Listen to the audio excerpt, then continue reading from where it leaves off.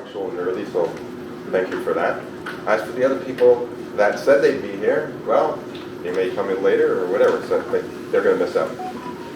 So anyways, thank you for being here, and as they say in life, people that show up, go up. So congratulations for being here. Now, this is not being recorded. There is paper. Sue has paper if you want to take any notes.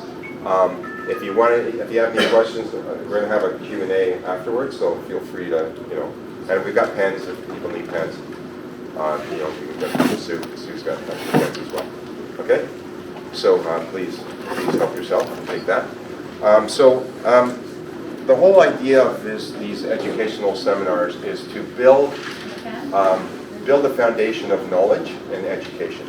So, and as some of you know, because we've worked together, you know that we've helped you to do that. The whole idea is to share it forward and inspire others to do the same thing. So some of the things we're going to talk about today are not conventionally accepted by the media. And that's great, because the reason I say that is because I was in an investment seminar, and I remember the speaker was talking about comparing stocks to real estate. And the speaker was totally fixated on stocks were the better investment. So and I looked at the charts and all that, and I thought there's a lot of things that this guy is missing. He's missing the capital gains exemption, okay?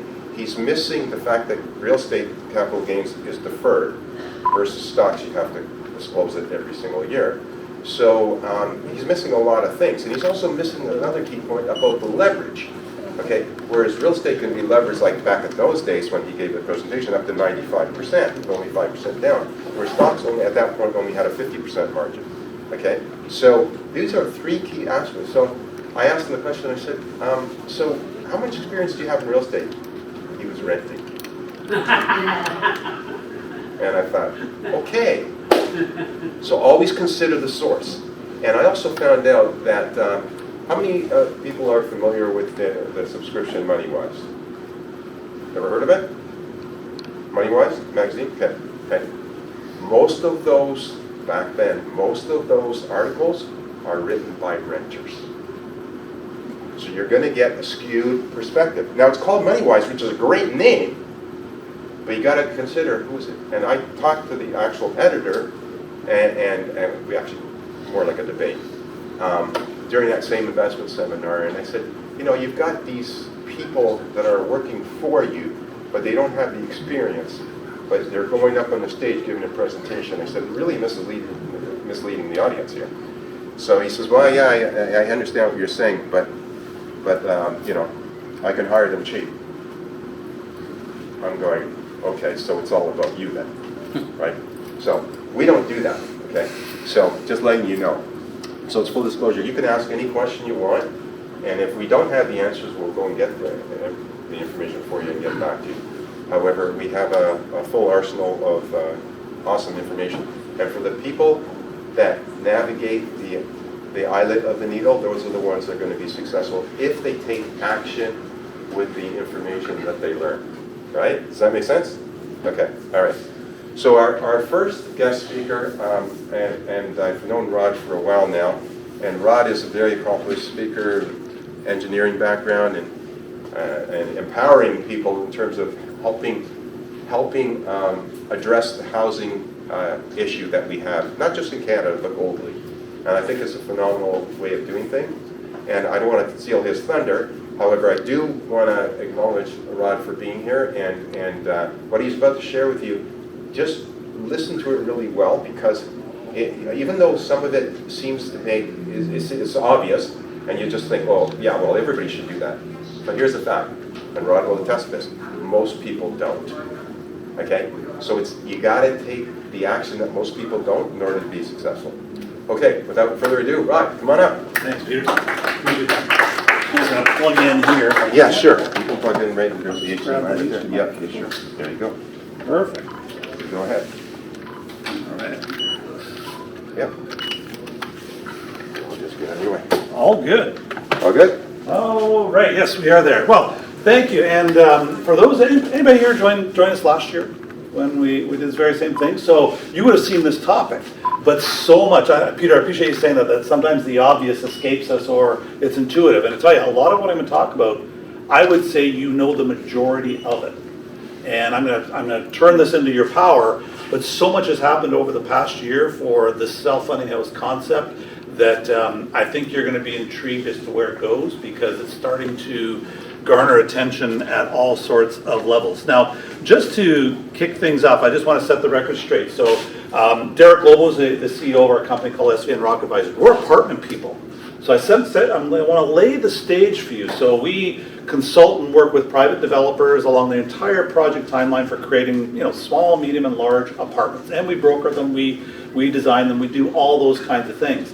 Now, that being said, about 2 years ago, Derek and I recognized that this thing that we read every day, this housing crisis, requires much more than just apartment buildings. Apartment buildings only address half of the real challenge, because the challenge is the affordability of ownership, and it's the affordability of rents. And we both know what's happening to both those things. And I'm sure we've all read tons of statistics. CMHC saying we need somewhere between 3 and 5 million new houses by 2030 to achieve affordability, to whatever that means. I have no idea really what that means. All I know from a practical standpoint is, when I bought my last home about 20 years ago, it was 2 or 3 times my income. My son bought his first home, 12 times his income. And that's the challenge and the trajectory we just can't maintain, because it's no wonder. I mean, when Derek and I just started, and I remember it was 2 summers ago, and we're just saying, we gotta do something about this. I've got my kids barking at me, he's got his kids barking at him, we have young staff, and I'll be honest with you, they're ticked. And to some degree they're saying, it's your fault, you guys got all the real estate at great prices, and it's like, and I understand their dilemma, but what's the answer? And so Derek and I put our heads together, and we decided, even though we're apartment guys, we're gonna write a book about home ownership. We're gonna address this housing crisis, because you see the third bullet point, how do we get more houses built, but more importantly, sold? Selling means that somebody on the other end is actually buying them, right? And that's the challenge, I think, for a lot of reasons. And again, very obvious things. So when we put our heads together, we thought, okay, we're gonna write this book. What's the purpose of the book? The purpose of the book was we realized we're not gonna convince builders to build a house for a fraction of the cost of today. That is not gonna happen. That's a given. There's no way we can build houses substantially cheaper and so forth. So we wanted to answer 2 fundamental questions and get our kids, and this was Derek and I, we were just thinking about our own children. He has 3, I have 3. We wanted to have our kids think differently about home ownership, as opposed to save up money, buy a house, period, at the end of the sentence, that's it. That's not the thought process we wanted to take them through. So the book addresses the obvious question, how do you afford a house in today's market? And as Peter said, you know the answer to this. But I tell you what, my kids didn't know this, but you treat your home as a business by becoming a landlord. It's a different thought than save up a house, have a home, get a family, the white picket fence story, et cetera, et cetera. And you and I understand this, we get that. Now the other half of the affordability equation, this is the ownership piece, how do we get more affordable rental housing into the marketplace? Now the operable word here is quickly. We're involved with apartments throughout our country and even south of the border, but those projects are measured in years. We need solutions that are measured in weeks and months if we're going to do things quickly. Well, the answer, or our thesis was, well, you add basement apartments or accessory dwelling units to existing homes. That was our thesis. So we wanted our kids to think differently and give them a path to do it. Now, if I stop right here, you guys would all pretty much, I would think, understand this, get this. Maybe most of you probably even done this or thinking of doing this, because it is an obvious scenario. So the problem that we wanted to tackle wasn't a problem that we ourselves could change, obviously. There's a whole bunch of, we'll call them stakeholders in this industry. Financiers, the builders, the buyers, the people in the real estate industry at large. Obviously, one of the biggest components here is the financial side. So, we have great relationships with all the large banks and private lenders and institutional lenders because of our apartment business. So we sat down with some very, significant individuals in the large banks, and I remember going into the TD Tower, and the fellow we know really well, he said, bring me a one-page synopsis. And I have some of my VPs there with me. I want you to give them a one-pager that gets them to go, aha, I get what you guys are after. So this is what we did. We decided to give them this one pager. And again, I don't think I'm going to show you anything you don't know. The fine print down here says, we're going to talk about the average house price in Canada. Now, we all think this is a joke here in the GTA, but 750 is the number. It's a little bit less than that, we wish, right? And think about 20% down, think about that average home, and use the CMHC principle that only a third of your income ought to go towards housing, supposedly, right? So that average house, you need that kind of a household income, $180,000. Right there's why our children are not overly excited about owning a house, right? But we all know you put in that basement apartment. Now I'll set the stage here. Think of a secondary market. Don't think downtown Mississauga, Toronto. Think about London, Ontario, Guelph. Like, think of a secondary market. $1,500 a rent. Like, there's a significant impact there. It's almost a one person's income, one person's salary, because 180 becomes 117. Now, we are all real estate savvy. What about the first time young guy, young gal, young couple? And I'm not talking about a hole-in-the-wall basement. I'm talking about 9-foot ceilings, a really nice basement apartment here. Like, we're talking nice. Why not live in the basement? Let's put equity. Let's build up equity. Live downstairs, rent out upstairs for almost double that. And this is the aha moment. When people, regardless of the exact math, it's the principle that if you can get into the market for a number like 60,000, that's a far different mindset than if you think the hurdle is $180,000 a year. And so that gets people thinking, you're telling me you can? Now then the obvious questions come, how do I do it? What about this? Do I find the right house? I've never hired a contractor. All the wheels start spinning and the big fears start tackling them. They start thinking, a landlord? All I see in the news is definitely not rosy stories about landlord tenancy, right? So that's the natural fear that comes into place. But that being said, this was the aha moment. The bankers go, we get it. Because that's the message.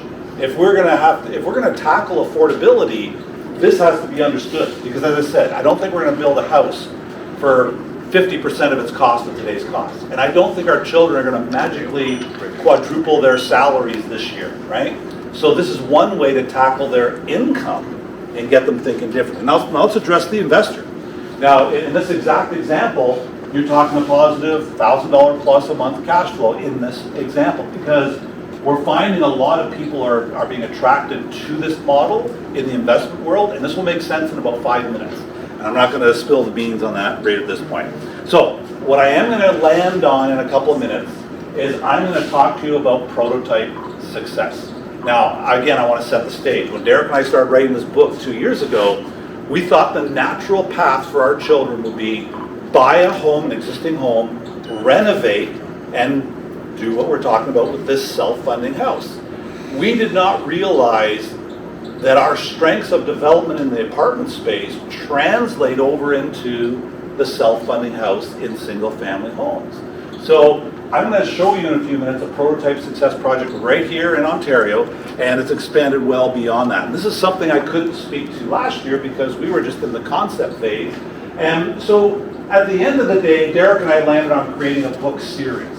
And Peter's going to make books 1 and 2 available to some people today. But we wrote book number 1 about a year and a half ago, did well on Amazon, all those kinds of things. Book number 2 we just released a few weeks ago, and it's the how-to book.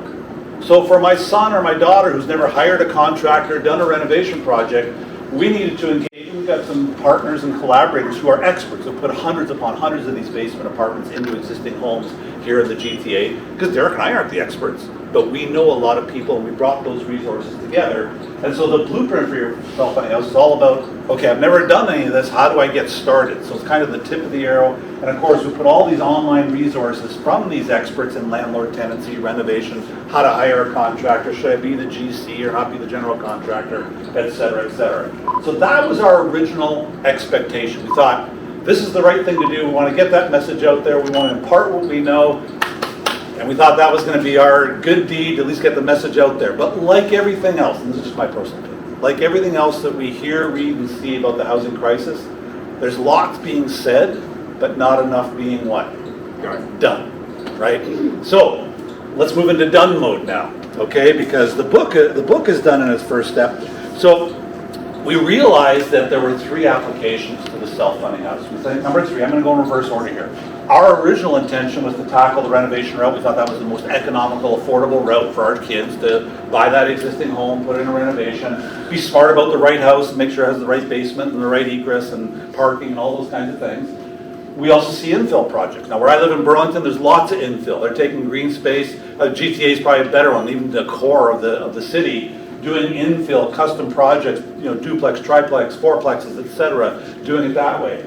What we didn't think about when we wrote book number 1 was number 1, subdivision development. We weren't thinking new construction. Kids can't afford a new house. Like you got to stay with resale. That was our original thought.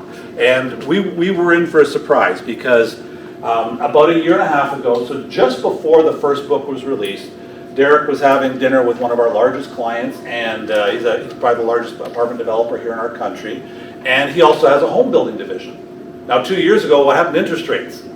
And what happened to new home sales? And so they were having dinner one day, and he was lamenting about how new home sales had come to a screeching halt, and the story transitioned to Derek talking about he and Rod were about to launch a book in a few months' time, but long story short was by the end of the dinner, they said, why don't we try this concept in new construction?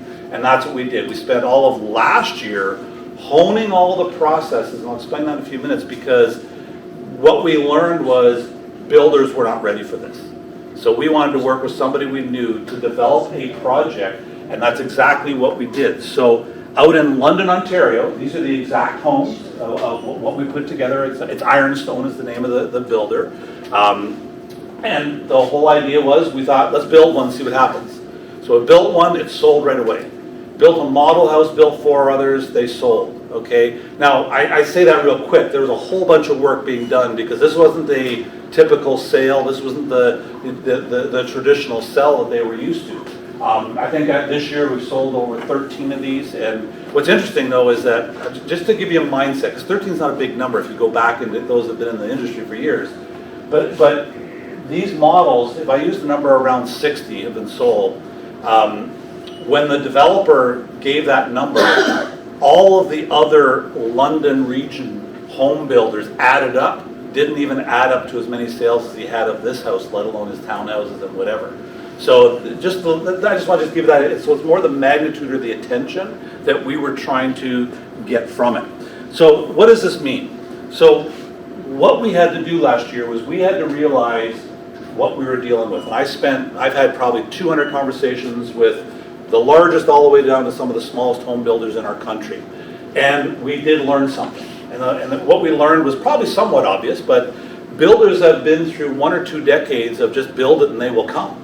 I'm sure we've all seen it. A new subdivision goes up, they put up the trailer, the model house, there's a line about the door the first day it opens, right? They don't have to be sales and marketers. They don't have to attract people. They just have to build and address the demand that's out there. So what we did learn was that builders were just that. They were builders. And this was not the sale of a typical product. So we had to come up with what we call a unique buying experience, or the journey of the buyer. So let's think about the stage we're talking about here. Having a conversation with your children, let's say, and you're asking them to do something they've never done, buy their first home. You're suggesting they do something that maybe you haven't done, which is, hey, become a landlord, turn your house into a business, put a tenant in your basement, and you're telling them to spend way more money than you and I have ever spent on a house, and we're asking them to go do it themselves. And we're trying to get people to buy it. So this story's not going really well, is it? So what we understood was we had to think the way that we thought from first principles when we were thinking about our children as we wrote the book. So there are people that were in the buying market already, but the biggest pool of buyers are all the people that have removed themselves from the home buying market. Think about all the people who just relegated themselves, I can never afford a house, I'm just going to rent. Like, they're not even thinking about it. That's actually the biggest opportunity for all of us, right? So we wanted to make sure all the mindset pieces were available to these potential buyers of these new homes in London. We gave them all the resources, like what I showed you on that other slide. Here was a big piece, the financing piece. I'll come back to that story with the TD Bank, and it happened with other banks as well. What we were able to do is to get these banks to work with us directly and bring a program to the developers who became our client where 100% of the rental income is now applied to their mortgage qualification.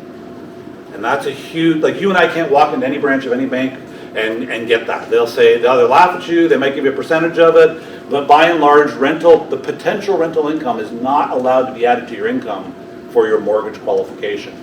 We do now have it in place with these projects. So I just want to let you know that, so down the road, what does that mean? It just means that down the road, when these big banks turn their businesses around, it's coming in a larger scale, but it is here today. So that was a big piece of being able to say, you can afford a house today, not by having a builder build that house cheaper. You can afford a house today because we can increase your income before you even buy the house, because they'll let us take that rental income. And that's why those numbers on that other slide work. 180 become 117 became 157. That's only because that rental income can be added to your qualification of the mortgage. So it doesn't end there. So even if we said, oh, that is the biggest element, maybe perhaps it is. I think it is actually. You know, purchasing, remember, this is the journey of the buyer. They actually buy the house, take possession of it. And what we realize is that, yes, we've held their hand along the journey so far. We've given them access to financing from a major bank that they couldn't go get. We also said, we're going to stick with you for another year after you are in that house.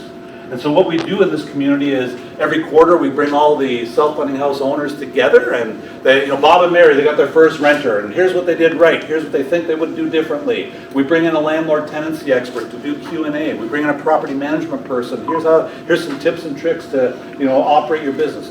We want to make sure that when we're suggesting something new, that we give the tools to the buyer. So we found this to be the big aha needed for builders to execute this in new construction. Because remember, this is purely new construction I'm talking about right now, right?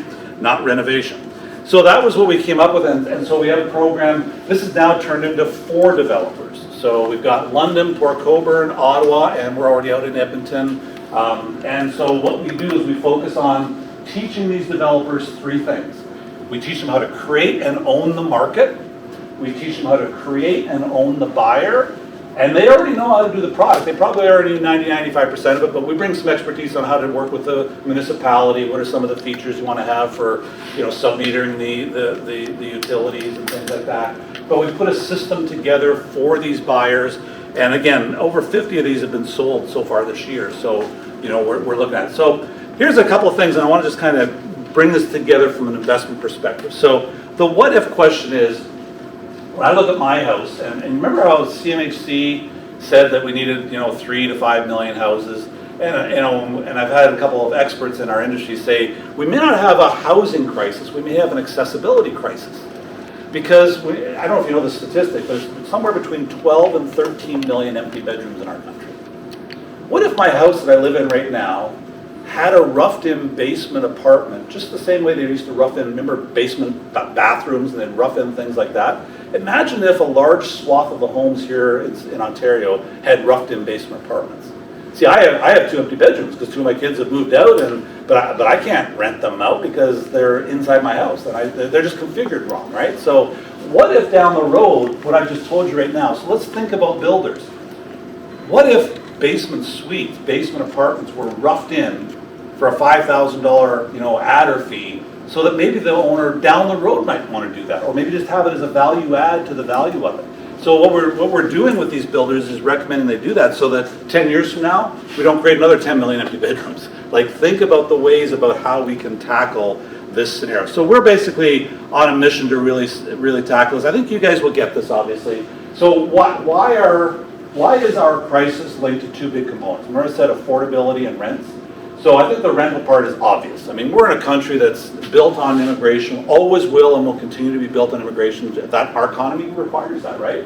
But you add our younger generations who've given up the dream of owning a home, now we've added another generation of renters that are in there. So no wonder we have huge rental supply and not enough being created because of interest rates and government programs. I mean, I know that industry really well as to why there are fewer apartments being built today than there were 3 years ago. And and that's not very good. So that's what's driving rent prices through the roof right now. So why the self-funding house? So this is the picture for what I said. We're involved with apartments, we need rental, we need that. We need more of it, but again, they're measured in years. We came over to a space that isn't our day job, but we've quickly found that our knowledge in development and in the multifamily space and all the network of people that we know, financial institutions, construction companies, financiers, that they are interested in this part because you need both of them if we're going to tackle this crisis. Because of, very simply, this is fast. It brings ownership and affordability. Like, think about the municipalities. If all of a sudden houses are 2 for 1, a rental unit and a home, for the same physical footprint and utilities and infrastructure that's needed, municipalities now are starting to wake up as to why Bill 23 or how to enable Bill 23 in their municipalities and actually do it. Now, does that mean every house has to be built like this? Absolutely not.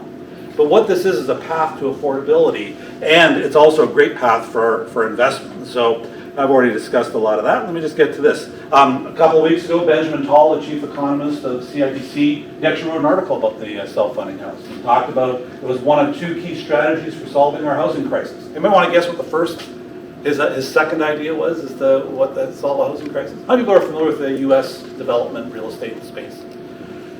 Well, Peter may explain it one day, but it's called the 1031. In the States, you can basically put money into development and put that money back into the next development when you sell it and not pay taxes. In Canada, you take your money out, pay your taxes before you can start the next project.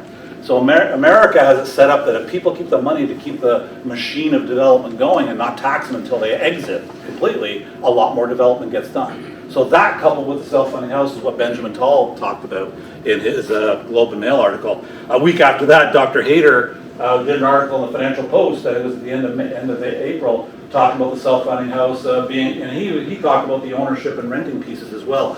So I want to show you this because this is a far cry from last year's conversation when I was up here saying we wrote a book, we have an idea, we've got some people on board, we've got some really good collaborators, and we want to get the message out there.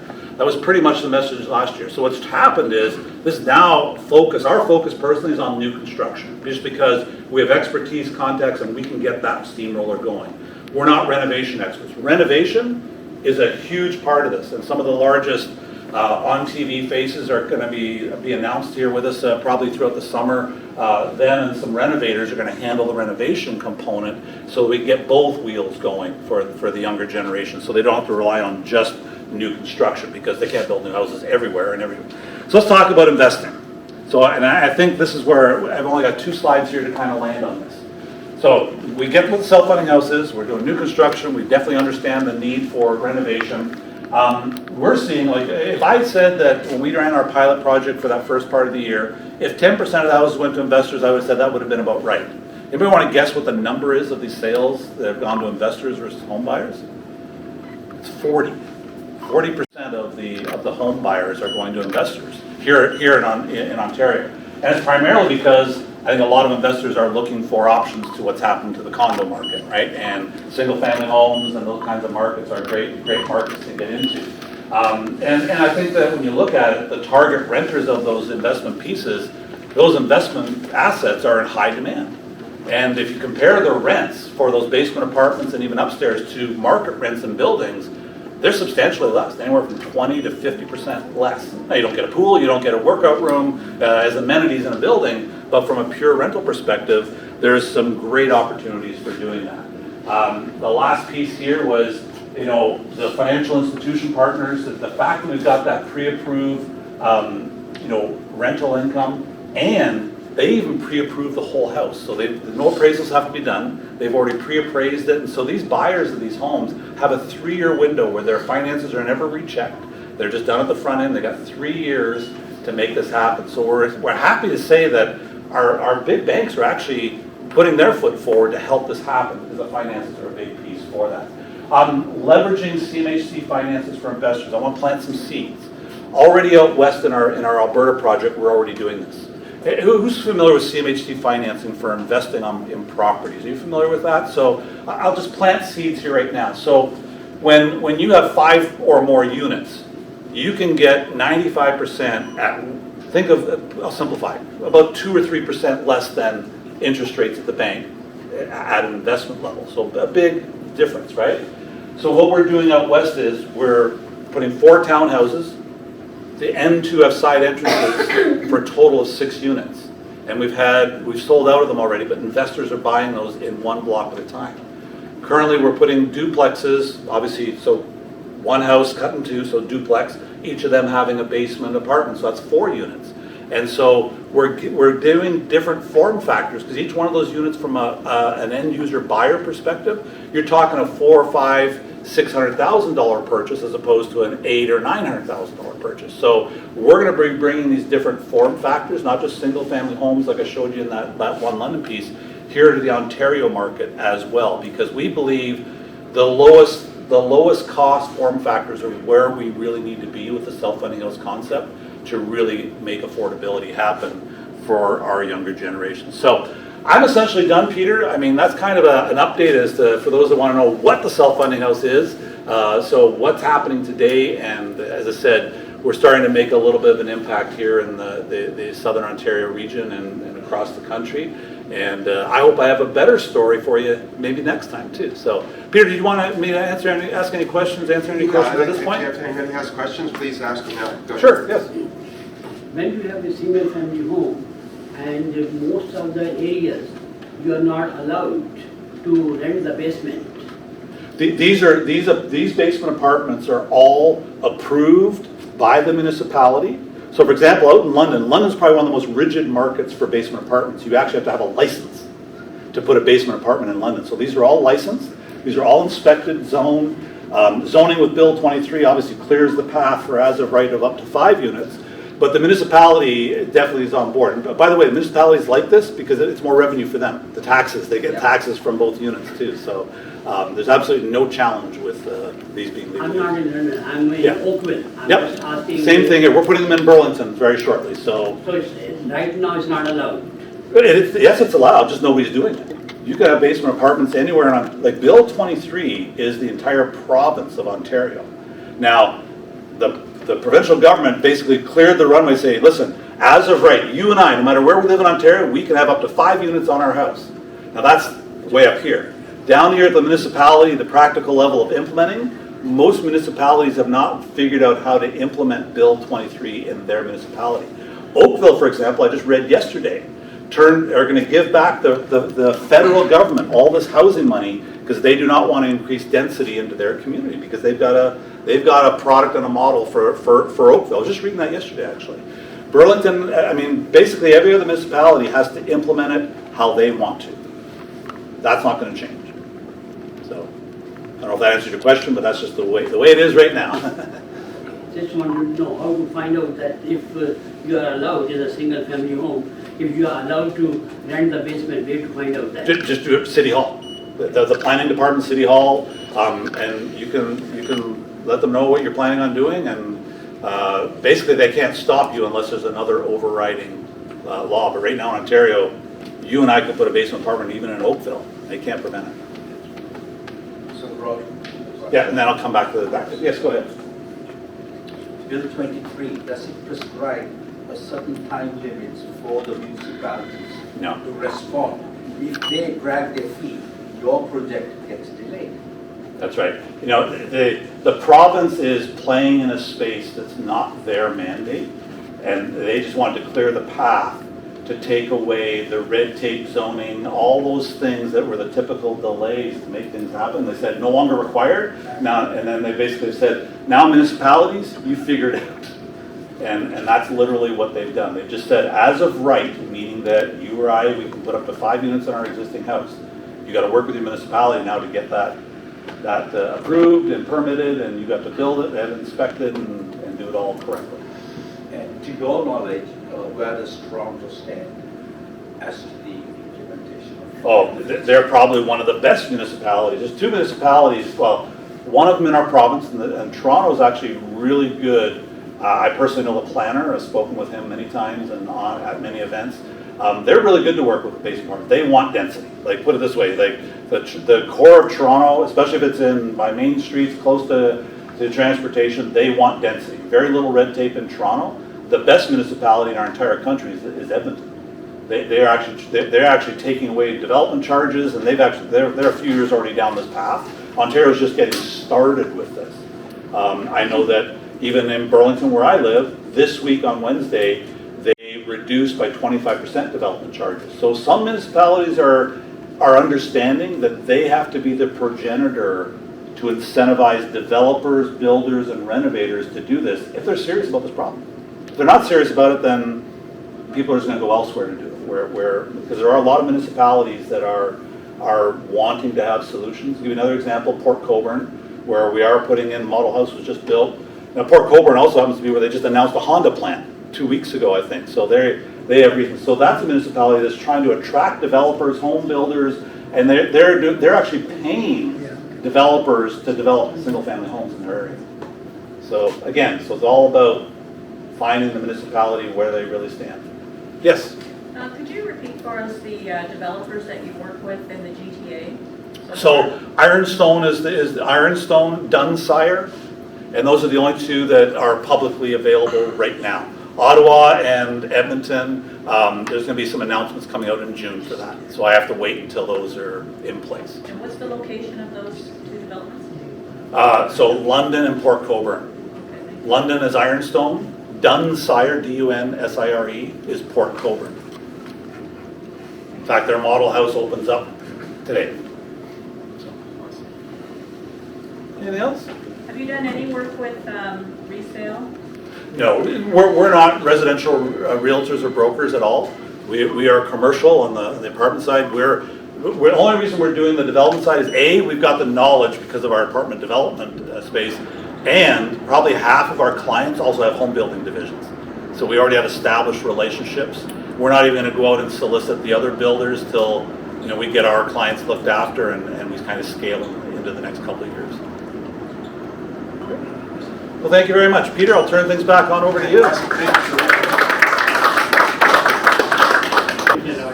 Thank you. And knowing what I know about some municipalities that are very restrictive, they want to crush that down to 4 or 3 or 2, or in some places, they have this NIMBY concept, which means not in my backyard. Which literally, I've been to council chambers, and I've literally had them sitting across the table, and they give everybody 5 minutes, and of course, I like to talk. So I had my points, and then they couldn't neutralize my debate to them. And I said, well, what are you doing about the shortage of affordable housing? And they're looking at each other. Yeah. And I also had a one-on-one with the mayor. Actually, she's no longer the mayor, but anyways. But she was the mayor at the time. And I said, and I remember meeting her in Longos with my daughter. So I introduced my daughter to her, and I said, well, this is the mayor, Brampton at the time. And she was with her son, and she said, yeah, well, what do you think about your property values going up by 9.8%? I said, I'd be happier if the property taxes didn't go up 9.8%. And she said, I can't do anything about that. And I said, oh, yes, you can. And that's when the debate started. Okay, my daughter says it was more like an interrogation, but it wasn't. It was a debate. So, and I was the one questioning her. And then, so 20 minutes later, we go up to the parking lot. My daughter turns to me and goes, Daddy, I can't believe you're arguing with the mayor, right? I said, Lauren, I wasn't arguing with her. That was called a debate. I won, she lost. Clear and simple. Now, the reason I mention that to you is this, is that just because we elect somebody doesn't mean that they become unaccountable. Now, I know that that's the way some politicians work. They get elected and all of a sudden they decide they can just coast and not work. That's not how it works. When I vote for somebody, I want to hold them accountable, just like I expect you to hold me accountable. And people that you hire, like you hire a contractor. You hire a contractor and then expect them to not do the job? Of course not. You hold them accountable. And if not, you're going to get somebody else. That's the way life is supposed to work properly.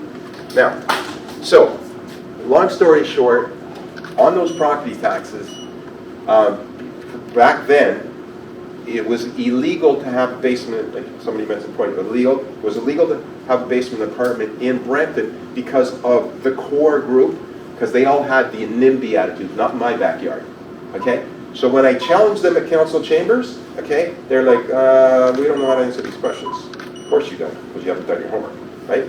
And then I said, well, you should take a model from Toronto. And she said, like, this is in Longos.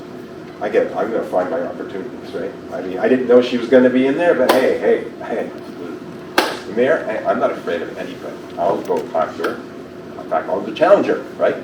So they did. And then the point was, then the blueprint for Brampton on basement apartments started being drafted. So, now, was I the architect? No. All I was I raised awareness. And now in this room, you have the opportunity to raise awareness in your circles, okay? And when you do that, that's how the world changes, okay? The world always changes. Everything created in the world always starts with a single idea. But then that idea expands when you share that idea with other people. You have to share it. You have to get it out there. That's how the world's going to change. Otherwise, we'd still be living in a world that's flat, because that's what you people used to think. It's not what the majority thinks that's real. What's real is real. Okay? So we all have a responsibility to share that. So, that was on the housing concept in terms of what we can do about it. But even if we can do something, we can do something to improve things for our families and our network and our sphere of influence. And, I mean, looking at the self-funding house, just think about this concept. If you've got 3 units, okay, very simple concept, okay, and I had clients actually do that, okay. They live in the lower unit, which is the least rentally desirable unit, lowest rent, but they rent out the upper units. All of a sudden, guess what? They're living for less than a third of the cost to carry that. But who gets 100% of the equity, Pradeep? You're the expert. Who gets 100% of the equity? The owner. The owner. So don't be misled because the owner lives in the basement. Okay? It doesn't matter. It doesn't mean that the owner is not successful, very successful. I've known some multi-millionaire. One guy, when I was in banking, he walked up and down the street. He looked like a homeless guy. He really did. Okay? He wore this orange, stained jacket. He looked like a homeless guy, right? And when he walked into the branch, and I was in banking then, right? Like partying the Red Sea, you know, like the crowd, you just wanted to, they were afraid of this guy. And he had all disheveled hair and stuff like that. Okay? And then he wanted to see the manager. Of course he did. I was the manager, so, okay, fine. But I don't judge anybody, I don't prejudge anybody. I sit down, the guy was a multi-millionaire. Okay? He was a lawyer. But he hated law. He was a real estate investor. Okay? And he came in to ask me for loans for 3 properties. And I'm like, I'm ready to fall off the chair, right? Okay? I'm thinking, is this real or what? It turns out he was totally real, but that was his disguise. He didn't want to be hassled because he was also, it was a family inherited business. They owned properties in Bloor West Village, okay? And so he took over from his parents. He was the elder sibling. And he was known as the maintenance guy for the renters. So he didn't want them to know that he was actually one of the owners. So he would dress in this stuff so that, and then they would, you know, if they would complain to him, he'd just shrug his shoulders. But meanwhile, he had a good inside knowledge of what was really going on, right? And he decided it was way more lucrative to be a real estate investor than it was to be a lawyer. But he was smart. He got this 5 degree, but he decided that wasn't fun for him. Okay, and you know, and so I'm just letting you know that don't judge a book by its cover. Okay, it's pretty amazing. Okay, it's great. So the next point is what do the self-funding house? What does it give people that they don't get in a single-family house? And the answer is cash flow. I'm talking about positive cash flow because those other units are funding the house in essence. So he showed you on that chart. Instead of 180,000 to qualify for the average house, could drop down. Remember the number? 57,000. Very good. I like the memory. Awesome. Okay. Okay. So 57, which is less than a third. Okay, less than a third, and that's being really, really conservative. Okay. So think about it. Now, how many more people can qualify? Well, obviously, Pradeep, how many more people can qualify 57,000 versus 180,000? A lot more, like. A lot more. A lot more. A lot more. Okay. So one thing that Rod said is the price of houses are not going down. Like developers aren't going to build a new house and say, okay, here, you can get them for, you know, 50% of what it costs to build them. Who's going to do that? That's not going to happen. But you can increase the productivity of that house and create it like a business. Does that make sense? Okay, so cash flow. Now we're talking about cash flow, which leads the segue into the next presenter, okay? Because who in this room needs cash flow? Everybody. Okay. There's some hands that I didn't see, did not go up. Okay, now again, okay. So everybody in the room admits that you need cash flow. Now, does everybody in the room want more or less? Okay. Who wants less? I don't see any hands. Okay. Everybody wants more. Well, how would you like more legally? And the other half, you're kind of wanting to know about the illegal part too, right? I'm not going to talk the legal parts, okay? You're on your own in that. Okay. Anyway. I just need the money. You're up. Peter, anyway. Anyway? Oh, anyway. Okay. Well, that's not a class that I teach. But legally, okay, is the best way because you can sleep at night, okay?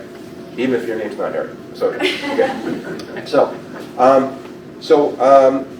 I was looking, I do real estate investing, obviously, and I also do investing, I used to do investing in private mortgages, which was really, really good until COVID hit. And then after that, I knew that the prices were overheated. I knew the market was due for a correction. So I started pulling out of private mortgages myself personally, okay? So when they came due, I didn't renew them because, and what happened, anyone remember what happened to the market after the apex in February 22? How much the market went down?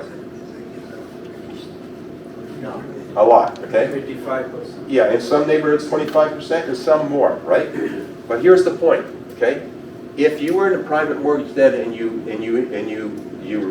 typically leveraged up to 85%, that means you were underwater by 10%.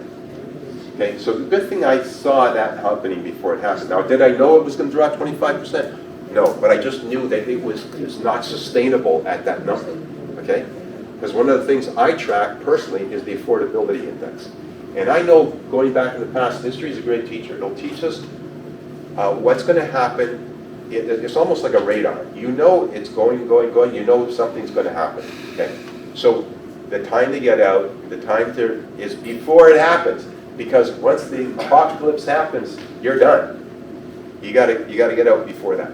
So I did, and so I didn't go above 75%. But I went out of private mortgages completely. But what was good about private mortgages is that cash flow that came in monthly. So that helps you maintain or enhance your lifestyle expenses, and that's great. So I was looking for other opportunities, and I found there were some okay ones there, but they were all way too risky, and I just am very risk averse. You know, I mean, if you want to get you can go to the casino, and you can gamble. You could buy a lottery ticket. What I like about lottery tickets, there's a great return. But there's also a probability that you're going to get hit by lightning 7 times before you're going to win a lottery. Actually, 7 times greater chance of getting hit by lightning than winning a lottery, a big prize. I think that's just a fact, okay? But I'm not saying not to buy a lottery ticket. I'm just saying don't mortgage your house on a lottery ticket. That's what I'm saying, or lottery tickets, right? So, and lo and behold, okay, I had this little voice in my head went off, and I was helping one of my clients sell an investment property, and then Bill said it was rushed one day, and I said, well, what's the rush? He says, well, I've got to talk to my investor network because somebody's having a life event. I said, well, before you go, I said, tell me about the opportunity. So then he did, and then that changed everything. And I thought, okay, well, then as he told me about it, I thought, okay, well, I'm in. However, can I share with other people that I know? And he said, yeah, I think you can. Let me look into that. And then a couple days got back to me. And that's why we're here. So I'm going to help you learn, and Bill's going to teach you how he does it. And it's not real estate, but it has some great principles like real estate, like positive cash flow. And Bill, I've known Bill and Maggie now, what, 18 years? Something like that, okay, 18 years, okay. And they're still the same people that they were 18 years ago. Okay, you can count on them. So, anyways, and so I'm not going to take your thunder, Bill. So come on up, Bill Dost. When I was 21 years old, and my car was going back into the shop again. It was a Toyota Corolla, and I thought, gee, for a car that's meant to be really reliable and excellent at driving, it's Japanese after all, it should work. Why doesn't it? So I said, you know what? How old was the car when you were? About 5 years. So I said, you know what, forget it. I'm 21 years old. I've got a fantastic new job in this leasing industry. I'm gonna buy something fast and splashy. I deserve it, right? So I go into the dealership where my car is parked because it's not running. And I say, hey guys, I want to buy that. And they say, no problem, come on back and we'll help you finance it. No problem, right? Great. It's a problem. The problem is the lease manager came out and he gave me that look. And I know you know the look, right? That's the look that says everything and nothing at once. And a couple of years laughing, right? I couldn't get approved. 21 years old, I thought, okay, not a big deal. Send me to the used car guy, because we all know all the magic on the dealership happens in the used car side anyways. All the magic. All the magic, right? They can approve anybody that has a pulse and it's breath. No problem. Problem was that there was no magic to be found that day for me, because I was I said, okay, well that's embarrassing. Why don't I go on over to the service department and see if I can just get a $2,500 loan for this engine repair and get off the lot as quick as I can. Problem was, couldn't even be approved for that. See, my credit stank.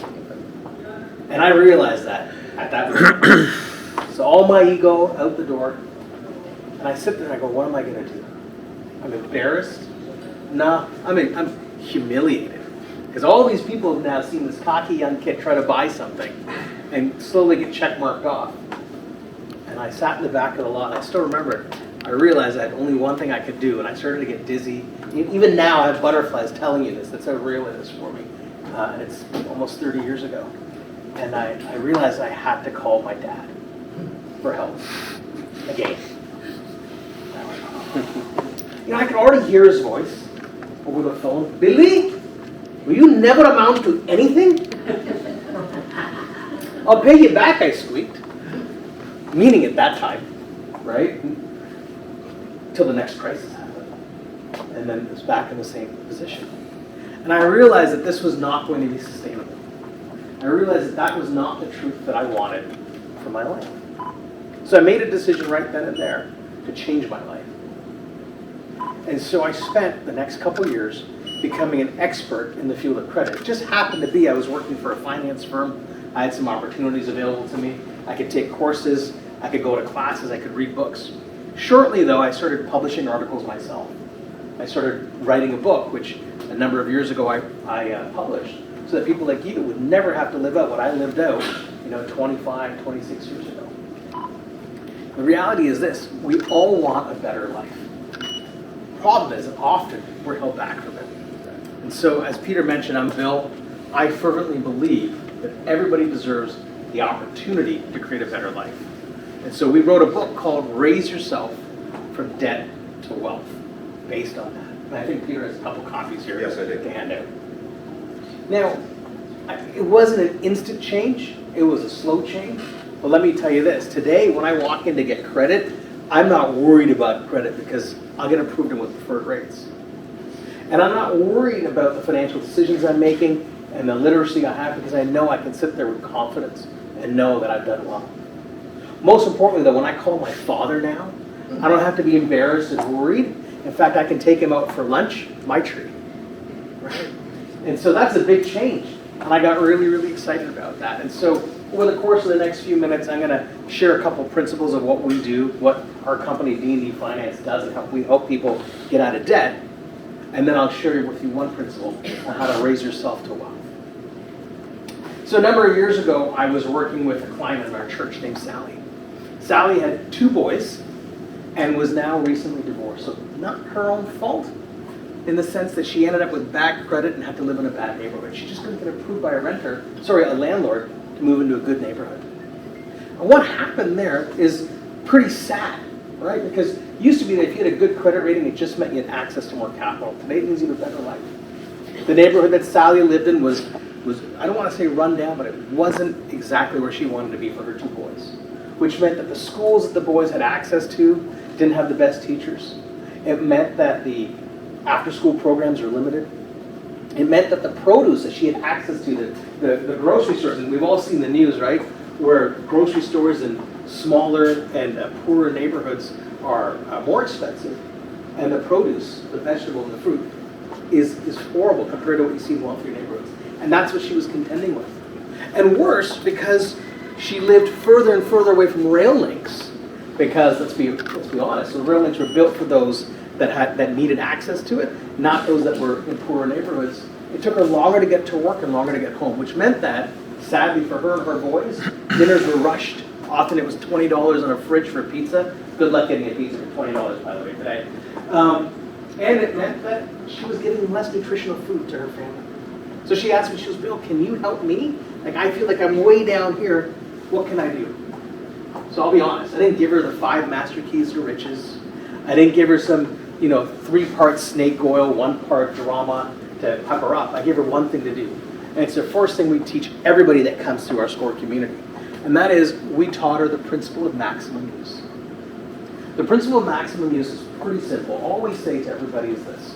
Instead of using your bank account and this bank account and this credit card and this debit card every time you're going to make a purchase, you want to budget properly. But people don't know how to budget, so we teach you. Every single purchase that you can do, put on 1 credit card. There's a reason for that. Obviously, there's certain charges you can't, mortgages, car payment, though that's changing today as well. What happens is that your bank will see and your credit card company will see how you pay. They'll see that you pay things off, and they start to create a trend. That trend then translates over to the credit bureau, and it starts to slowly improve your rating. And so, Sally started to do that. She found that actually by doing that, she eliminated a lot of unnecessary purchases out of her spending. Because as she saw and was able to budget and see where everything was going, things like fast food suddenly hit the skids, and things like extra chocolate bars, extra coffees, and she started to create a little bit of a gap, which she used to better her family. So that's the principle of maximum use. It's really, really simple. It's teaching you, in essence, how to budget. The second thing we do for everybody is we teach them the principle of doubling down. The best example I can give you is a military guy, ex-military guy that we used to work with. His name is Derek. Derek had come out of the military with the idea that he'd start doing contracts back to the government, contracts back to the military. And so the first thing he did was he went to his bank to get a loan and got declined. And the second thing he did is he lobbied and tendered for this contract, which he also failed at getting. So he was my rock climbing instructor, and we had a chat, and he said, Bill, I don't know what I'm doing wrong. I thought I was in a pretty good position. So we said, well, if you become a client of ours, we can help you out. First thing we did was check his credit rating. It turned out he was maxed everywhere, and so his credit rating was pretty bad. And I said, well, I can tell you exactly what's going on. Lenders aren't going to lend you money, and more importantly, government contracts are going to be impossible for you. See, what people don't understand is that if you have bad credit, it will hinder or harm your business growing or yourself from getting a promotion. So anything in finance, insurance, and in the military, if you have bad credit, they will likely not promote you or only promote you to a certain point. And the reason why is that they're trying to avoid what they call as the fraud triangle. They don't want to get hit by fraud. And if somebody's under pressure because they're maxed out and they've got bad credit, what happens is that all they're looking for is an opportunity and rationale, and they will commit fraud. Best example I can give you is bankers that were in the news about 3 or 4 years ago from RBC. The lady was up to her neck in debt, able to transfer money out of RBC with the intention of, I will pay it back. So she had the opportunity to do it, and then rationale was, I'll pay it back, I'll pay it back. Instead, she got caught. And she got caught because she was forced on a 2-week holiday. The lady never took holiday ever. And it's the same thing happens. Fraud is a real thing. Companies will look to mitigate it. So you won't get promotions. You won't get contracts with the government. You won't get contracts with the military because they're going to do their due diligence on you. And if that happens, having bad credit will harm you. So we taught Derek the principle of doubling down. We taught him maximum use first, but we taught him our second principle was doubling down. He had a number of credit cards, so we said, okay, look, take your credit cards, throw them down on the table, and go from the lowest balance to the highest balance. I said, okay, not a problem. The second thing is I want you to take your lowest balance cards and line them up in order of interest. The highest paying interest card, that's the one I want you to use. He said, okay, tell me what I'm doing with this. And I said, well, that's going to be your maximum use card, and as you know, I already explained that to you. I go, we're going to double down on this card. What's going to happen is you're going to make your minimum payments on all your credit cards as you normally do. And then you're going to take cash advances off of those credit cards and put it on that highest interest rate, lowest balance card. And he goes, well, Bill, why? I go, because if you ever want to pay off your credit card It's not going to happen by doing minimum payments. And in fact, in the last 4 years, if anybody's got a credit card statement, you will see that it'll tell you if you don't pay your balance off in full, it could take you up to 57 years, anyone? 25 years? Anyone get an 87 year? I had a Visa card come to me. Thankfully, we pay our Visa off every month. Told me 123 years. I said, that's not even my life expectancy. How am I going to pay that off? Well, the credit card companies now have to show you how long it will take you on their minimum payment to pay it off. But we knew this 20 years ago. So we told Derek, you're going to take all that money, those cash advance, and dump it on the one card, because you will further reduce the balance on it. You'll pay it off quicker. So he said to me what all of you are thinking right now. Bill, I've always heard you don't take a cash advance on a credit card. It's much more expensive. Well, it's a little more expensive. It's about 1%. And I think of it as a tax that you're paying for actually having maxed out your credit cards. But your choice is either pay minimum payments for 100 years or actually pay off your credit cards faster. In Derek's case, he paid off his credit cards in 2.5 years. In a year and a half, he was able to apply for a government contract and got it, and was able to grow his business. So that's the principle of doubling down in action. And I tell you, it's my favorite principle because when I was 21, when I figured this out, I was able to do that, and I paid off my credit cards in record time. I didn't increase my income. I didn't have the ability able to be, but I was able to reallocate where my spending went. So that's the principle of doubling down. Now, many of you in the room might be saying, well, Bill, that's great. I'm not in debt, or I'm not in massive debt. I'm not drowning. So it's nice to know what you can do for other people. What can you do for me? Well, it's easy. What we do is our book says raise yourself from debt to wealth. And so the biggest wealth strategy that we teach people is to participate in transactions with us. D&D Finance, our company, is about to hit the start of 25 years next month. We've been around for a long, long time. And there's many of you actually in this room that have participated in transactions with us. And we do something very, very simple. We take 50% of the transaction, we hold it, so we've got skin in the game, and that's what our institutions require. And then we tender out typically to other institutions, but now thanks to Peter, what we call retail investors to participate with us. That participation is coming in on leasing and loan agreements or portfolios that we buy. The beauty is, unlike other investments where somebody says to you if it goes down, like the stock market, or when you own real estate, you have to handle all the rental issues. We take all the hits, and that's what our institution requires from us. So, our funding partners such as Wesleyan Bank and such as who we use here in Canada, our trust actually in Kensington Capital, our hedge fund, insist that we take all the bad. Now, it's not because they're nice people and it's not because we're nice people. It's really because of the fact that if the headline came out, D&D business goes bankrupt, institutional partners paid, retail partners all face loss. It's a pretty bad headline and the banks don't want to be involved in it. And so they force us to take all the bad debt. Now, when we lend out to our clients, we lend out based on outside of credit criteria, 3 main things. We ensure that they have to have a personal guarantee, so that if anything happens to that business that we're lending to, and we only lend to businesses, we have a home that we can go after. Number 2, we ensure that we put a lien on the equipment. And this is really, really important. I know as an ex-banker, it really excited Peter, because we put a PPSA on every single transaction. It puts us ahead of the bank on our equipment. In essence, what that means is if that business went out of business, we walk in, the trustee gives us the equipment because we're listed as the owners. And that's the beauty of the PPSA Act and by large the GSA Act. The third thing we do, unlike the bank, is when you go into the bank and you want $100,000, you actually want $100,000. And you expect the bank to give you that money. When people come to us and they want to borrow from us, we actually won't give them all the money. We look at a loan to value ratio, and we'll give them a loan of up to 80%. So they have to have skin in the game. Very similar to a mortgage, really, when you think about it. And the beauty of that is that by making them have skin in the game, they're less likely to walk away from that transaction or from paying us. And so because of that, over 25 years, or almost 25 years of business, we've held a 4% bad debt rate. And that's how we mitigate against bad losses. So that's great. That's what we do. That's how we help people get better. But I'm often asked, especially when I give talks like this, is that, Bill, that's great. Everything sounds like theory. Can you actually help me? And what do I need to do? And the reality is that, yes, we can help you. I sincerely believe you should participate with us I'm getting ahead of myself here, in our transactions. And there's two ways you can do that. Number one, through the registered program where RRSP, TFSA, LIF, RIF, and everything but RESP eligible, but that's coming this year, which we're excited about. And the second thing you can do, or could do, is come into our cash flow program. Cash flow program is 26 months.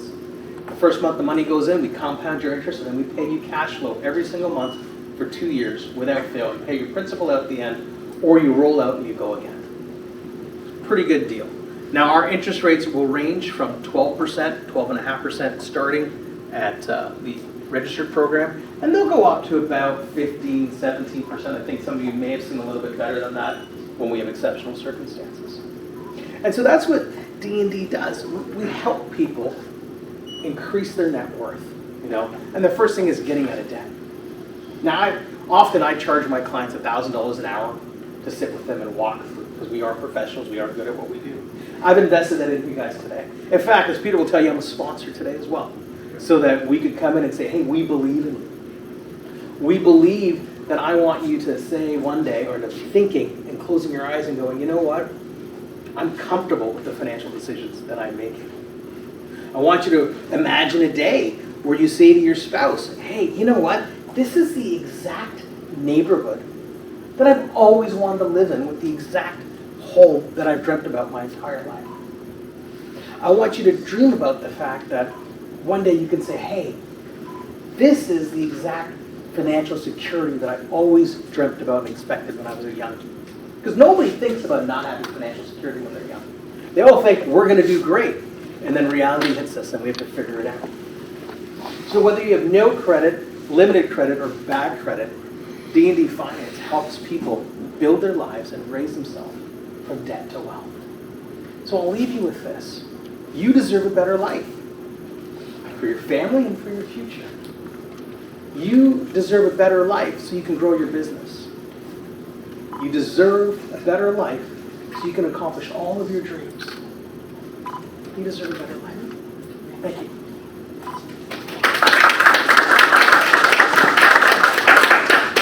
I'm sure we have some time for questions, so if anybody has any. Questions, go ahead. Anyone? Well, that makes it easy.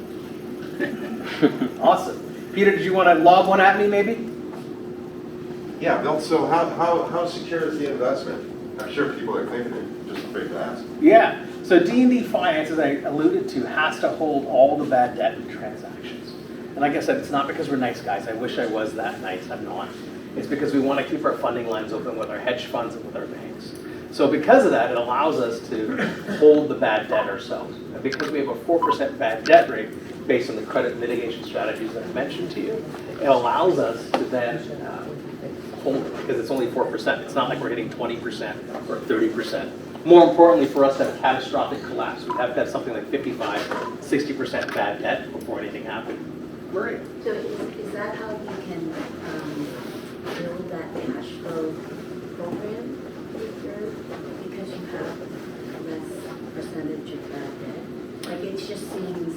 No, so let me explain that. There's a few different ways that we make money. Number one, I'm in on every transaction. I say my company is required by our hedge fund and our institutions to be in 50% on every transaction. So that means if I'm raising $3 million, right, I might be getting a global return on that $3 million, let's say 17% or 16%, because we're lending it out. But because we leverage it up to, let's say, $6 million, because we bring investor money in, that 17% doesn't change. We take a little bit less in the beginning, give that to our investors, and then we sell those contracts to the bank after 2 years of what we call tenure. When I do that, your money is gone. I'm not worried about that. The bank gives it to me at 9% as a discount. And my weighted average cost of capital, sorry, using a financial term, my average interest rate that I'm paying drops like this. And so from what may have been 16% or 15% will often drop to 12 or 13%. It sits within our tolerances. When we have a bad debt, because it's only about 4% of our portfolio, we actually chase the customer. We've taken, I think, 6 homes in our lifetime, but we've often had to take trucks back and artwork back or whatever it is that we've invested in back, and then that gets resold. So that allows us to mitigate down. It's a good question. Go ahead. How's the toe? Toe is getting better. So I just ran a marathon across the desert. I got 100 kilometers out of 250 in the Sahara. I came back with some compression damage and a broken toe. So the broken toe's healing really well. Don't have to strap it, so I'm really happy about that. But the big toe, the compression damage is still there. But I went for a run this morning. Oh, great. Yeah. Second part, so what happens after Bill? Let's say Bill's like 10 years down the road, he's like, I'm done. Right. I think getting into this kind of investment, we have to start allocating resources. Right. And that kind of removes us from other potential resources or investment opportunities. But are there plans for D&D Finance to continue past, like? Absolutely. So we don't talk about this a lot, but we do have a COO in the company. I'm just the face, and what I do in the company, to be fair, is I raise money. So either I'm in retail conversations or I'm in institutional conversations. Outside of that, I set the direction of the company, and I decided any new products that come in. My COO, Natalie, handles everything else, and she is smarter than I could ever be. So we've got a team of about 18 people that run the company. Our goal in the next 10 years is to apply for a banking license. Now, when we get there, I don't know. I'm not asking you to invest in anything about getting a banking license or anything. That's not what I'm selling here. But that's our long-term goal. When that happens, I will step down, and we'll have somebody else step into that, because I have no desire of being the CEO of a bank. I just want to get us there, and then have somebody do it. That's a great question. And the company is way more than me. Rosie? Are they ever paid dividends versus interest? No. So really important to understand this concept of the difference. You're making interest from us. You're not an owner in the company where a dividend is being issued. So when you buy a stock, for example, and the stock declares a dividend, they can do that because you physically own a piece of the company. So the company declares a dividend, great. Because we don't do that, it's only interest. I know the taxation is better, and we have some taxation strategies involving TFSAs and whatnot we can talk about, but it's not really something that we get into it, you can't do it.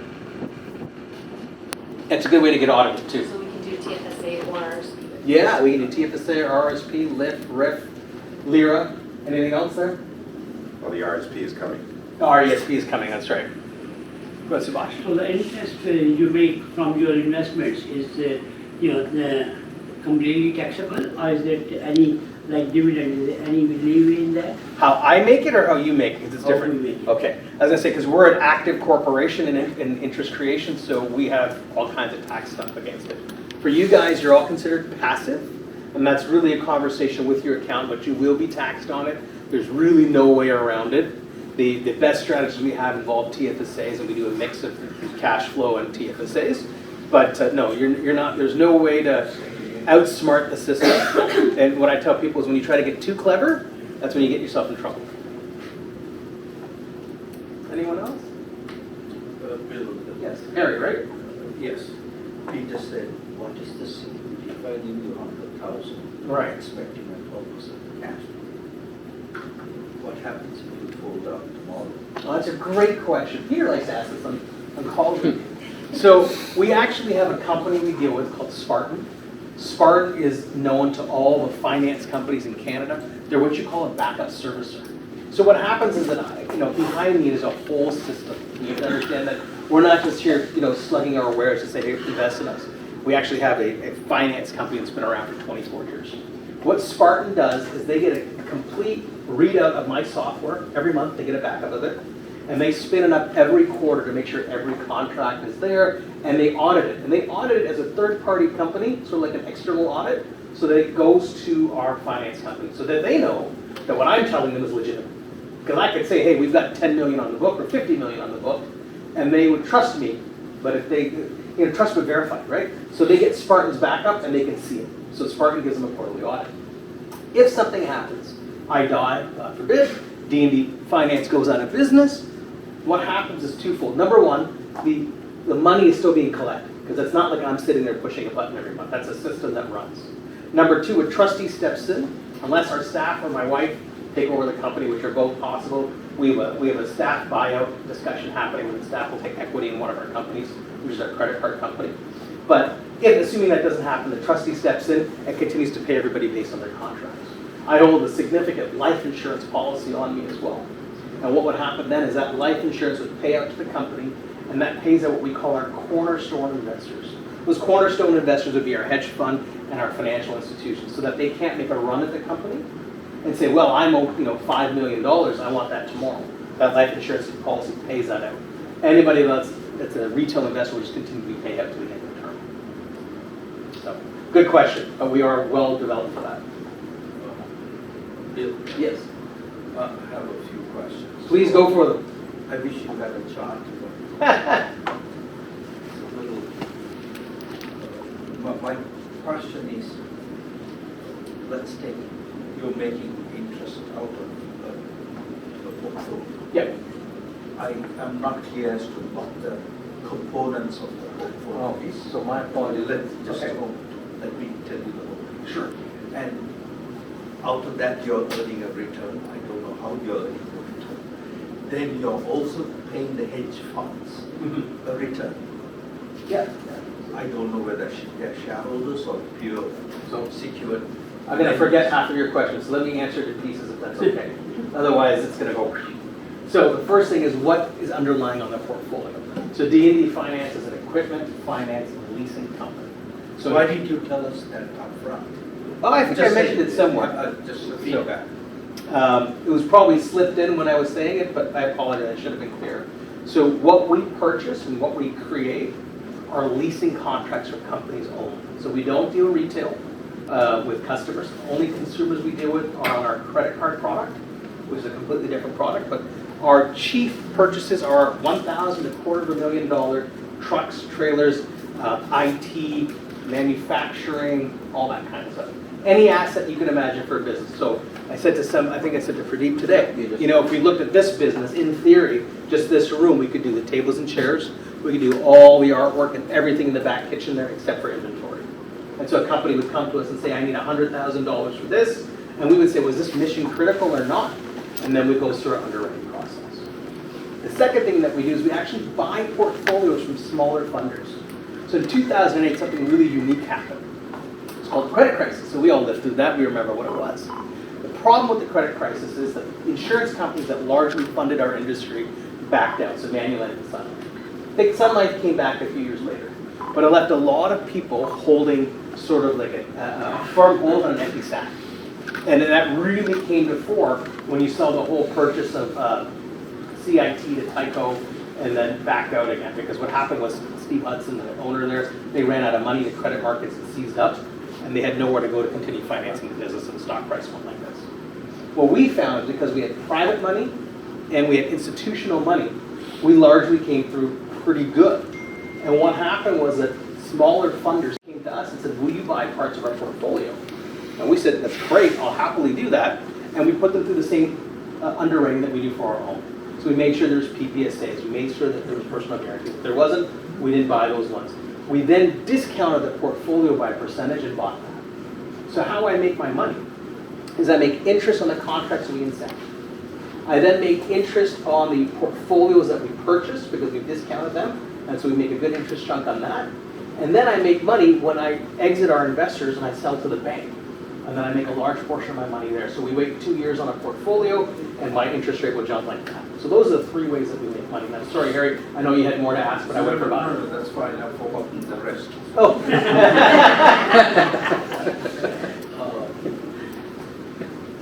If a trucker comes to you and says, If a trucker, yes.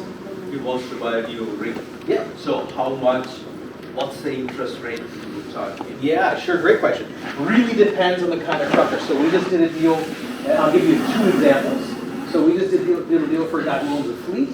He wanted a $100,000 truck. So we said, well, first of all, we want 20% down, which is $20,000, because I'm not giving you all the money. Our average interest rate on those kinds of transactions exceed 20%. And so we then sold it to them. He was a Canadian citizen, no problem.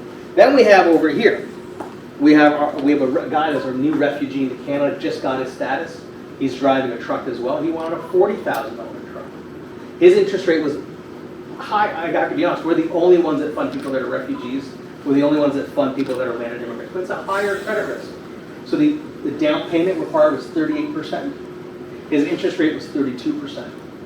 And then we required collateral as well. So in his case, he had some items that we could actually put liens on. So our goal is to lend at a fair rate based on the credit risk and ensure that we can actually get the money back. Anybody can lend money out. The skill is getting it back. last question. No. Well, what's your asset position or, interest position, loans Right. that you have? Assets under management in Canada? Is that what you're- Yes, Okay, or yeah, great. assets under Yeah, so, secured assets. yeah, so our secured You assets. guys are not managing it, but Well, no, we do manage it, like our team does, yeah. Even when we sell to the bank, the responsibility is on us. So what we would call on our balance sheet, there's 38 million as of June 30th, 2023. And so I'll have that final number for this year soon. Off balance sheet, meaning that we've sold to the bank, but so it doesn't sit on our balance sheet, but we're still responsible for, is about another 10 to 12 million. 10 to 12 million. It keeps us, it keeps us traveling and keeps us buying things, so it works out okay. Any other questions there? Okay, Awesome. okay, appreciate that. Thank you so much. Thank you for Okay. your attention. You have a question? There you go. You asked a question, didn't you? Did you get one? Yep. There you go. Who else has a question? Yeah. Okay, very good. Exactly. Like some of the people in the room have already invested, so you know. So you're not trading your time for money when you do a passive investment like that. So that's a pretty good thing. And everybody should have a balance of passive and active. Active is obviously your work. You do your work, you're trading your time for money. If you're passionate about your work, fantastic. If you're not working anymore, fantastic. But you still need cash flow, even after you stop working. True or true? yeah. Yes, exactly. And if you have children, you need more cash flow. Just ask your kids; they'll tell you. Yes, that's true, right? You need even more when you have grandchildren. Yeah. I'm not there yet, but but I'm sure that's the case for sure. Yeah, awesome. So and all of it has to do with how you manage your finances. So as a segue to our next guest speaker, Pradeep. The reason Pradeep is here is because I've worked with a lot of different mortgage people over the years, like many. Okay. And the one thing that stands out about Pradeep versus some of the others is his sincere desire to help people and go above and beyond what's expected, right? His follow-up is, I'm going to say religious because it's incredible, and how many WhatsApp messages I get from you. However, it gives me the updates, the salient points that I want, and that's the way I like to consume the messages. If I want to dig deeper, I can. However, I want those salient points. I'm a big fan of Cole's notes. I remember back in high school, okay, and now Blinkist. I'm a big fan of Blinkist. I consume a lot of books through Blinkist, and I can audio book it. I can listen to it when I'm driving. It's a lot safer than reading, by the way, when you're driving. Okay. And I want the concepts. Because when you think about the greatest book ever written, everyone know what it is? It's the Bible. And the Bible is written in parables, which means stories. That's why people can recall it. If the Bible was facts and just a bunch of facts, most people would gloss over it and they wouldn't be able to absorb it. But when you tell a story, okay, and it's worth repeating, it keeps on getting leverage, right? So that's what I like about Cole's Notes. That's what I like about Blinkist. So I can read over 100 books a year by going to the bullet points. Now, for the ones that I really love, then I'll dive into it, buy the hard copy, or get it online and go through it that way. But it's very taxing. It takes a lot of energy to do that. But I want the concepts. Okay, and if you can grasp those main concepps, and then you can take action with them, then you're way further ahead. Because and I learned that concept from a friend of mine. She went on vacation for 2 weeks, and then she came back. She said, "I read 10 books." I said, "How did you read 10 books and you went on vacation?" She goes, and then it was the audio book. So while she was there lounging, she was listening to these books, and she got these ideas, and she came back and she put some of them into her business, the ones that resonated with her. And I thought, she's a rock star, how does she do that? That's how she did it, right? But she took action with what she learned, so that's fantastic. So I really I respect Pradeep for keeping us all informed that way. And And it just, you know, you don't have to get caught up in the media hype that way. He just basically sticks to the facts, but he crystallizes it, and basically, I see opportunities in that because the way I like oversee things. And then I've referred him to some clients, and they have great experiences, so I appreciate you being here. So Thank you so much. now then you can share how you can help people. Pradeep? take it away. Absolutely. Thank you. Thanks a lot. Thank you. Awesome. Good morning, everyone. I know I'm the third speaker. Pretty much everybody's half, the false sleep here. Again, I'm your number guy. Like the good thing, like since the childhood, I was good in the maths and I love the numbers. About me, like I think Peter, when started the conversation as a presentation, he was talking the costing as a stock versus the real estate, the investment, right? And I was just remembering myself, like I bought my first property when I was an 18-year-old. I didn't have a lot of money in my pocket. My brother, back in India, he's an neurosurgeon. So he was like, he had some money. At that point, he was a MBBS, so he had some money. We were chatting. I'm kind of an upper middle class family, so we had parent support, but I was like, that's fine. We wanted to buy property by ourselves. Don't know anything about the real estate, jump into the market. That property got appreciated almost 120% right now.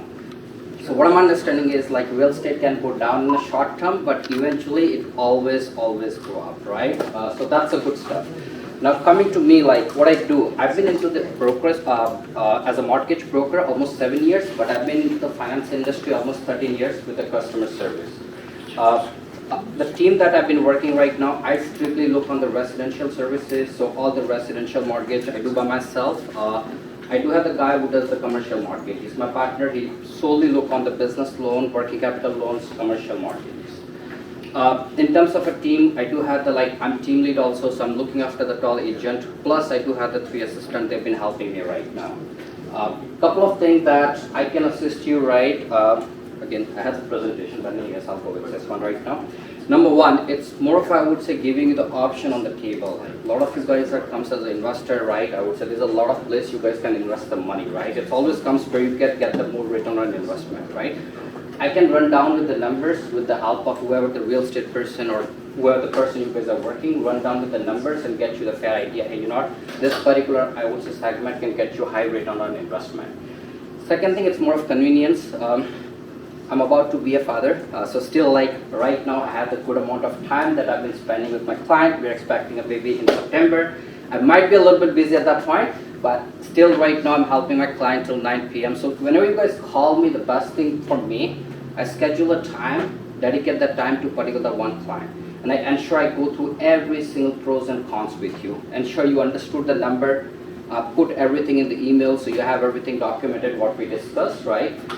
And the third and main important thing, it's no cost. The consultation, we don't have any cost for the consultation. You can always walk to me, hey, Pradeep, I wanted to have a 30-minute session with you. Let's do a 30-minute session to go through all the what you guys are looking for, what kind of investment, where you get the more return and everything, okay? Now, with that said, there are some of let's say for the, I think the Rod talk about the affordability, one of the best thing. A lot of Canadian, as a young Canadian, right, they're not able to afford the house because of the housing price, especially in the GTA market in Ontario right now, right? So there are a couple of programs that out in the market to get you into the home ownership. One program is called Rent to Own program. Again, this program is specifically designed for the people who have a bad credit and less down payment. So you kind of rent the house for a shorter period of time, and then eventually you buy the same house. Another program is running, which is getting very popular lately, it's share equity program. Whereas you pay as little down payment as 5%, you're not going to qualify from the bank. Now you get you basically share the equity in the house, you still live in the house, pay the mortgage, and eventually buy out that equity from the investor. So this is a very popular program, right? I've been working with a couple of my, I would say, first-time home buyers. They're not able to get into the housing market. With the help of this program, they're getting into the market. In terms of accessibility, we have access to all the lenders. Even though there's only 2 lenders, I don't have that direct access, which is RBC and CIBC Bank. The best thing, if you have one of the file, or if you have something you guys doing a day-to-day banking with those 2 banks, right? I do have all my references at the branch level. I can hook you up with the people where everybody talk about the rates. Say, the first thing nowadays I get a call, Pradeep, what the best rate you can offer me, right? So I look all the parameters. It's not always about the rates. It's always about looking what kind of product or what kind of, I would say, mortgage fit in your the criteria. But again, if there is something that I cannot go through directly, I can definitely, I would say, hook you up with someone that I know at the branch level. I think that's pretty much all on my side. Again, it's all about the mortgages. If you guys have any question, I'll take the question. Otherwise, I'll pass the floor back to Peter. I've been allocated 5 to 10 minutes, so I think I'm under the time. Okay, so thank you so much, Pradeep. Any questions for Pradeep? Anybody got financing questions? This is your opportunity. I work with Akal Mortgages, part of the mortgage alliances. I don't. I'm licensed in Ontario. Although I can do like mortgages in other provinces, right? But that's we go through our partner channel. I cannot directly send any of the file in Alberta. I do have cards. I'll give it to you. I'm still here, okay? I'll give some of the cards. Any other questions? Yes. Land only? Yes, we do have the few landers. Yes, we do have a few landers on the farmland, hobby lands, normal lands, right? When you wanted to build the construction properties. So yeah, that's amazing. Yes, please. Do you have any thoughts on this kind of a new thing that's happening, or it's getting more traction? It's like people using their HELOCs to take the first position in their mortgage to sort of take like a 25-year down to like a 15-year.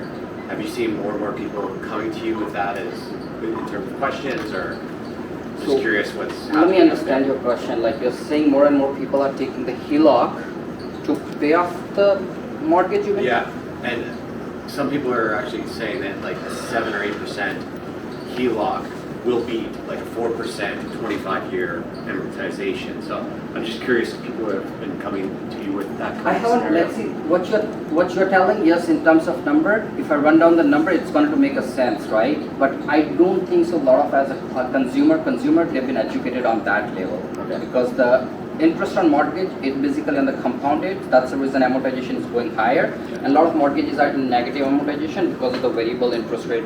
I mean, the interest rate jack up, and those are variable with interest rate. They caught up with that, right? But what you're saying, that makes sense. But I'm not getting too many clients. They're coming to me, hey, Pradeep, I want to get the HELOC to pay off my mortgage. So eventually, when my 4% or 5% mortgage, I'm paying a more interest rather than going with a 7 to 8% as a HELOC. I'm not getting. But what I'm getting here, a lot of people are walking to us when they have the equity. They take the equity out and pay off the debts, because debts is something piling up lately.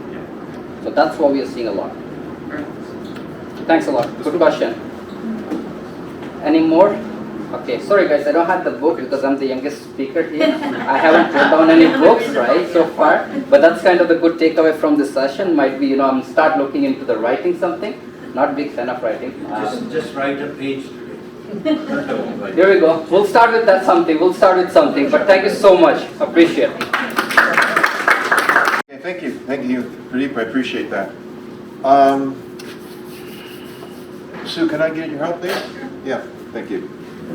If I can just get you to scroll the slides, that would be appreciated. Okay. So, I'm going to get into this topic, which is we're going to touch on a few points. One of them is the capital gains budget and its impact. Okay. Yeah. So that's So I just don't scroll ahead because they can't see that. Where's the person? No, this is the scroll wheel. Yeah, there you go. Yeah. Okay. All right. So we're going to start by trying to increase your radar here. So, who invented the telephone? It's on the front bill. Okay. Okay. Now I have I'm looking for the right answer. Okay. And now sometimes the right answer seems like the right answer, but it's not the right answer. So I'm giving you a clue. There's two people that invented the telephone. There's a guy out of Boston, there's a guy out of Brantford. The guy out of Brantford was Alexander Graham Bell, who made the first long distance phone call ever. But the guy out of Boston actually was the creator of the telephone. Yeah, but we're looking for that name. I can't remember. Okay, no, but I do. But anyway, okay, so here's the thing, is the first person that actually invented the telephone was Antonio Meucci, an Italian. But he couldn't afford to patent it. Alexander Graham Bell took the concept, they even found it in his study, his notes. But because he couldn't afford to patent it, he was very poor. He's an Italian immigrant, okay?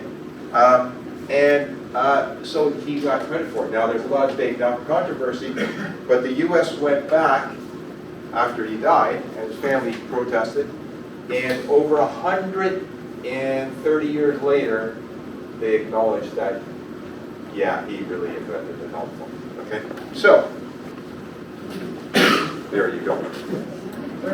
But because you asked the question, because you gave the answer, you're going to get rewarded.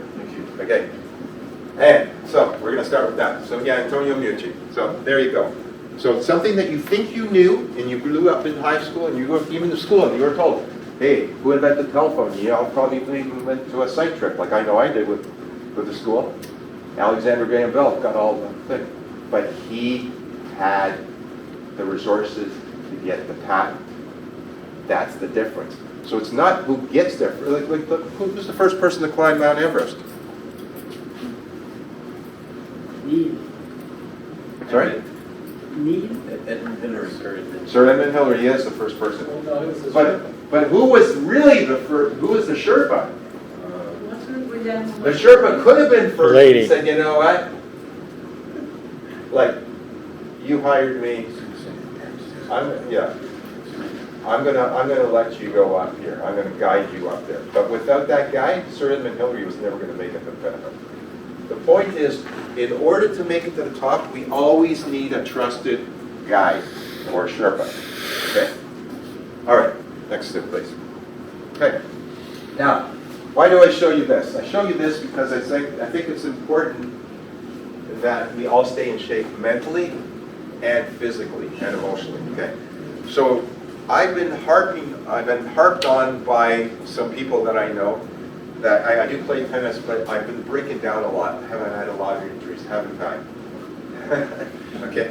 And so I finally took somebody's advice and I started yoga. Well, I looked at different yogas and stuff like that, and I looked at yoga specifically for men. Because guess what? I realized that it's true. Men are built differently than women. Okay?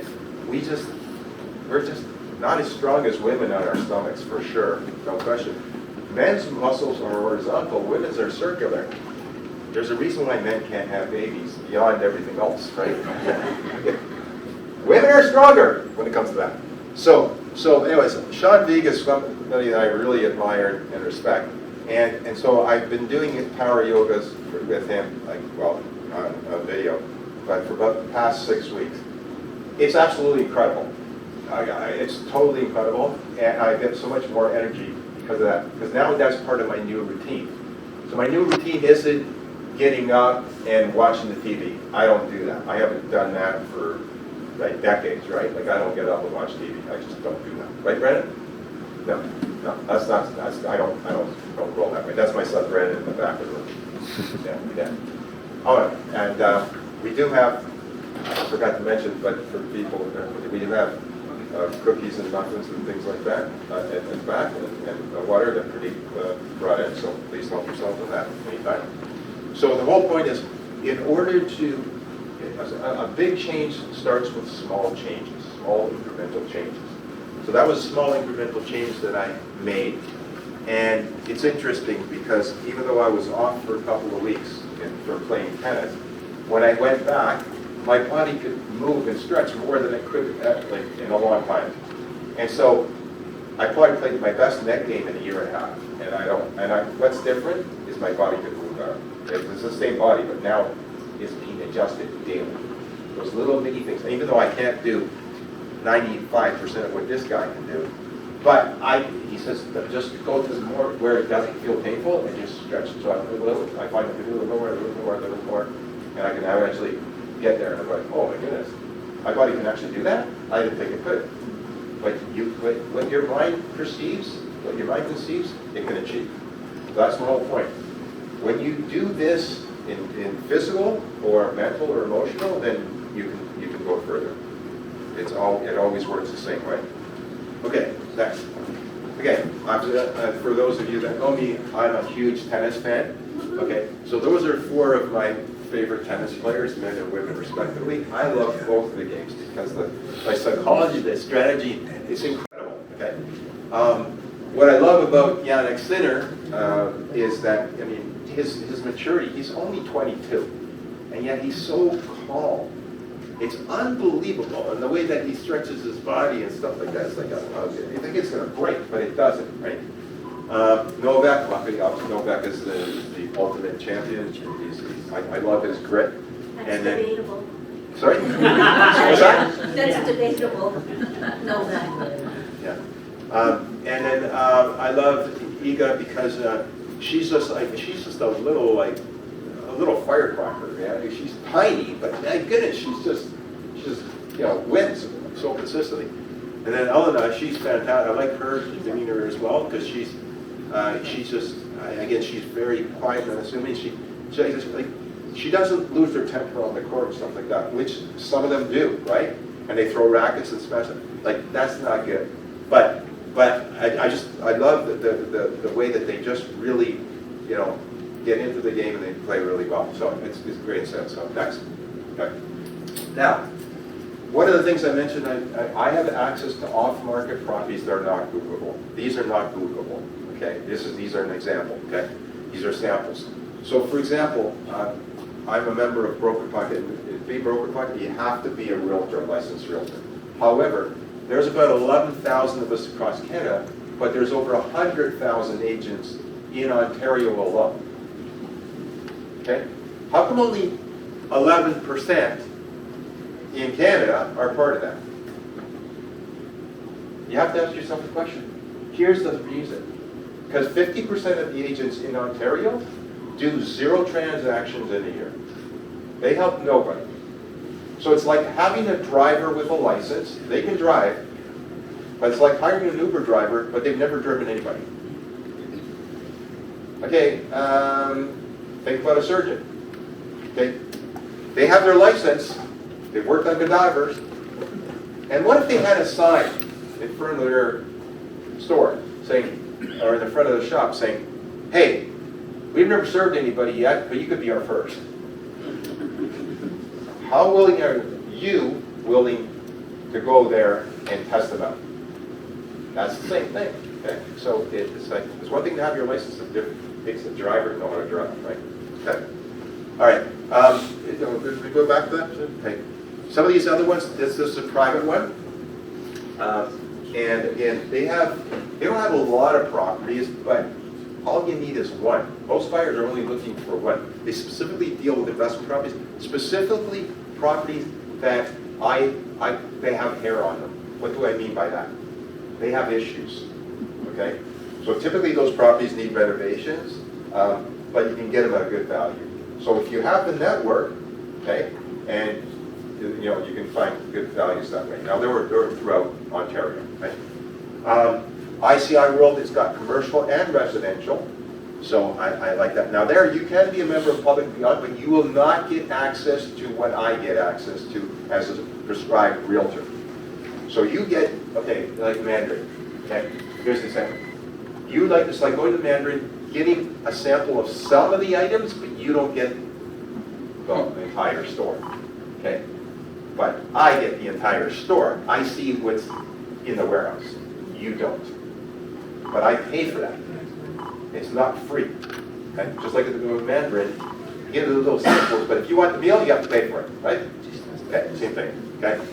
2 assigned, those are specifically for assignments only, and it's for realtors only. Okay, you have to be a realtor. And again, how many members do they have? I think they have about 1,100. Okay. Again, you think about all the realtors in Ontario, over 100,000. How come there's only 1,100 on that? Because most of them don't want to pay, don't want to work to get on there. Okay? And then you've got dialed off market inventory. They have 318 members as of, yeah, it doesn't say, 312, okay, as of yesterday. Okay. Again, those are for realtors only, and those are for people that have buyers looking for a specific type of property, or investors that put their properties on there off market. Why would someone go off market, okay, when they can go on the MLS? You have to ask yourself the question, why would they do that? Why would they choose to do that? Any guesses? Deals, Sorry? better deals. Better deals? Yeah. Some of them is better opportunity. Some of them don't want to have their place, it's not showing ready, so they want to put it on like LSG or dial off market because they don't want to deal with the hassle of having to get their property ready. So they're willing to take less than would be worth fixed up, or they want to sell it fast, off market, and they don't want a lot of traffic in their house, right? So that's the other thing, okay? So yeah. And another reason is some people don't want their neighbors to know because they don't have a harmonious relationship with their neighbors. They don't want to sign them a lot, they want to go under the radar. Now here's the thing that you need to know. You are allowed, right now, if you want to sell your house, if you want to sell your car, you can just sell your car, right? You don't need the government's permission. But the Canadian Real Estate Association is saying to people as of January 1st, 2024 actually, you can only market your property exclusively for, does anyone know how many days before you have to put it on the MLS? 3 days. Now, I've worked with a lot of people, okay? And many of them cannot have their place showing ready in 3 days. So, they came up with this rule. These people that live in a Korea tower, they're like, they just don't get reality. But they decided that everything, they're going to force everything that's 3 units or less, which is a triplex or less, has to be put on the MLS by the 4th day. By the way, did they consult any of you? They didn't consult outside. They didn't consult any of the realtors across Canada. They just told us, they dictated, okay, that you have to do this. And we're like, this makes no sense. So right now there's over 11,000 of us. I'm one of the 11,000 that protested this, saying, you can't do this. You can't tell people what they want, how they want to sell their properties. If they want to sell them privately, they should have the right. If they want to sell their car, they should have the right. If they want to sell it to their neighbor, their cousin, their family member, it's up to them, right? If they want to sell it exclusively, and for the first 5 years, all I did was exclusive property. I'm not normal.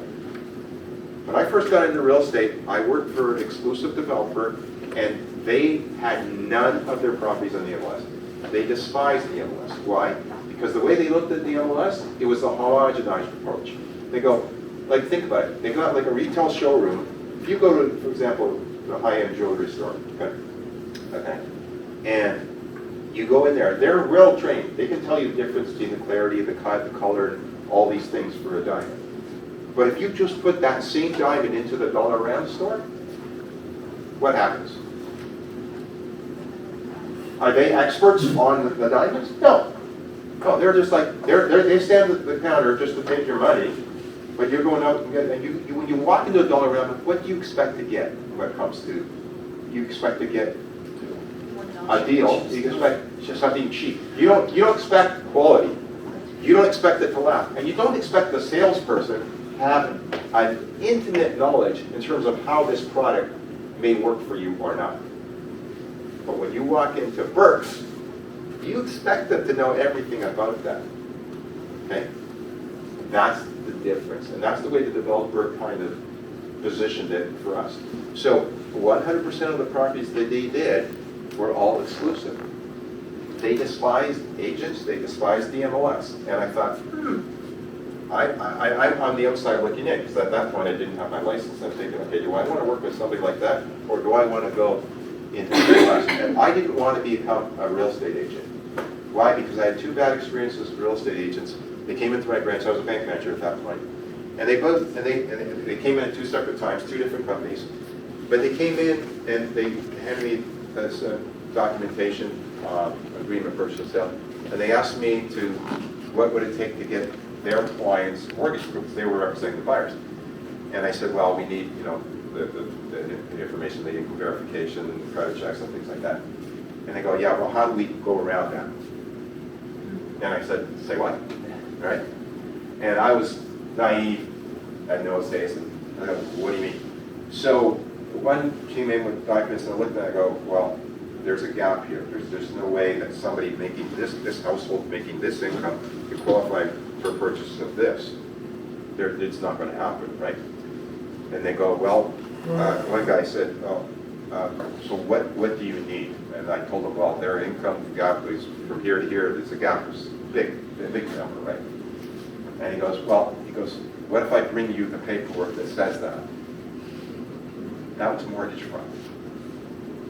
And I said, you see the exit sign? He said, yeah. I said, hey, don't come back, right? And he did. Then about 2 weeks later, another guy comes in, different company, same MO. And I was like, is this what real estate agents are about?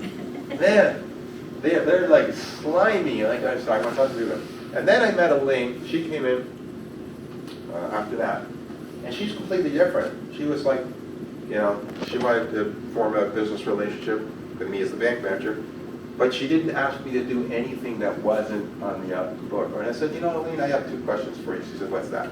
I said, number 1, I said, what's your blood type? And number 2, how do you stay in an industry with so many sharks? And her answer changed my trajectory of thinking in the real estate believing. She said, Peter, she said, I know what you mean. She said, but I want you to understand, she said, first of all, it's O, which is universal, blood type, okay? And secondly, the reason I stay in the industry, she says, because she says, I protect my people from those sharks. But I just want you to know that most agents are really good. It's the small percentage that make it bad for the industry. But she says, when you think about it, other industries are similar. And then I met Judith, her business partner, and she was exactly the same as Elaine. So then I thought, if I ever get out of banking, I want to become a real estate agent like Elaine and Judith, because they really care about their clients. That's the kind of person I want to be if I get out of banking. And fast forward about a year later, year and a half later, I transitioned out of banking, and I was going to go back into banking. I thought, do I really want to work for a corporation that asks me to lie to people? No. Okay. So I didn't go back into banking. Okay. So I decided, and I wasn't ready to swim in the deep end with the sharks. That's why I didn't go get my real estate license. But I was really fascinated about going to work for a developer because I already benefited from the same concept. I already invested in a property. I only put 10% down. I never saw the property physically. I saw photos of it. In fact, I've never even been to British Columbia, but that was my first property. Okay, and it had a positive cash flow, and it made sense, so I went with it. But my banking friends told me I was crazy, told me I was insane. Then I looked at them, and some of them had been over 20 years in banking, and they were working in a bank, and they're working so hard, and they're so negative, and they're so, like, I thought, I'm going to be like them 20 years from now. I don't want to be like them. So I did not take their advice, because how could a banker give me advice on real estate when they're not a real estate agent? Doesn't make any sense. If I want banking advice, I'll ask the banker. If I want real estate advice, I'm going to ask a real estate person that I trust, right? And that's how my initiation to real estate started, right? So be careful who you hire as your tour guide. Okay, so these are just a sample of some of the areas where we get off-market opportunities, and we also have others that aren't on here because we can only get so much on the screen. But any questions around that part? Make sense? Okay, all right, next. Okay, now, how many people here work for the CRA? Oh, there's one in the back room. How so? It feels like it, because they take a lot of my money. Okay. That I can relate to. Okay. How many people want to work for the CRA? Yes, Camelia. And the reason? I just want to know their secret, their inner secret. Something is going on there. So I wish I am part of that. Oh, something's going on. Yes. Something very real. Okay. Reason I asked the question is somewhat facetious, somewhat real, because if there's any CRA plans, now's the time to disclose yourself. Okay. All right. Next. Okay. So, we're getting onto a topic here that is near and dear, should be to everybody. Okay. And the CRA, Canada Revenue Agency, understand they're a corporation. Okay. And like most corporations, this corporation in particular, they have a unique advantage that no other corporation has. And they have what's called the power of taxation without accountability. Guess what? If they don't have a good month, do they get fired? No. If they don't have a good quarter, if they don't have a good 4 years based on the government in power, what happens to the CRA? Do they just disappear? No. Okay. How many people know that income tax in Canada was introduced as a temporary measure by the government in power? Okay. Do you remember what year that was? 18 something. 1914. Excellent, excellent, Sebastian. Excellent. And here's the interesting thing. It's 2024.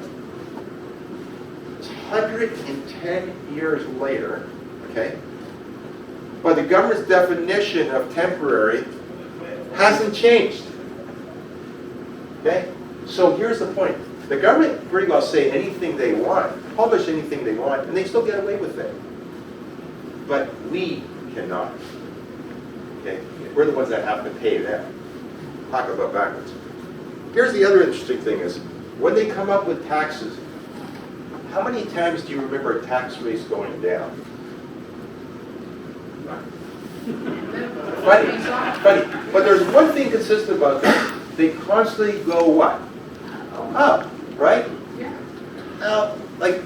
But understand they're taking more of our money. So we've become a regressive country in terms of taxes. The more that we make, the more they take, the CRA. Now, so capital gains 2024, there were a number of changes in the budget 2024, and they kind of slipped it in there, especially, well, Christina Freeland, the way she likes to spin things, that the government's doing all these things to create jobs and creating all these opportunities. And I'm like, okay, like I'm sick and tired of listening to this nonsense because it's not real. Like it's just political. It's not real. Okay, let's look at the facts. Okay, so how many people in this room are familiar that there was a capital gains inclusion adjustment that they made for budget 2024? Okay, and how many people know what they did? Okay. Rosie, want to tell us? They changed the inclusion rate from 50% to 66. Well, actually 66 and 2/3. So thank you. Yeah. Okay. So which technically it's 66.67%. What's really interesting is I've listened to a number of tax specialists and they say it's 2/3. They say it's 66.7%. No, it's 66.67% to be technical. I don't want to give the CRA 0.01% more than they want to take. But how many people in this room want to give them less legally? Good. I think I saw your name go up. That's great. Okay. So I have discussed with a number of tax specialists. One of them couldn't be at today's meeting, but did give me some information I'm going to share with you. Okay. And I decided to go even further than that, right? So I'm going to share some ideas with you. Understand, I don't work for the CRA. I'm not a tax specialist. However, I'm here to share some things that I've learned so that hopefully you can leverage these and you can dig deeper with your tax specialist. And I'm not recommending any particular tax specialist. There's a tax firm that's very, very good, but they're also very, very expensive. And when I look at the fees that they've charged me and some of my people, I don't deal with them anymore because they're just way too expensive. So I deal with somebody else, right? But are they very good? They're very good. But understand, your representative, it may or may not be indicative of who you get in the company. The company could be great, but if your particular rep is just not really clear on the details of your file, you could find yourself on the outside looking in, and then you're paying extra fees, thousands of dollars extra. I've already suffered the pain of doing that, so I'm not going to refer any of them, because I only refer in good conscience, and if I can't refer in good conscience, I'm not going to refer. Period. Make sense? Okay. Next. Okay. So, these are just some ideas. All this is a comprehensive list, it's not all inclusive. Okay, so first on is the principal residence exemption. Let me explain what that means. Okay. Okay. Now, it means that currently principal residences in Canada are not taxed. So that means if, and again, I'm going to make the math easy to illustrate the concept. So let's say someone purchased the principal residence for $100,000. Now let's say it went up to $1 million. Okay, because in the GTA, it's over $1 million, the average house rate. Right? So that net capital gain is $900,000, right? Actually, the average is 1.1 million. So let's call it a $1 million net capital gain. Okay. Now I'm talking about after you deduct your expenses, and it affects your adjusted cost base.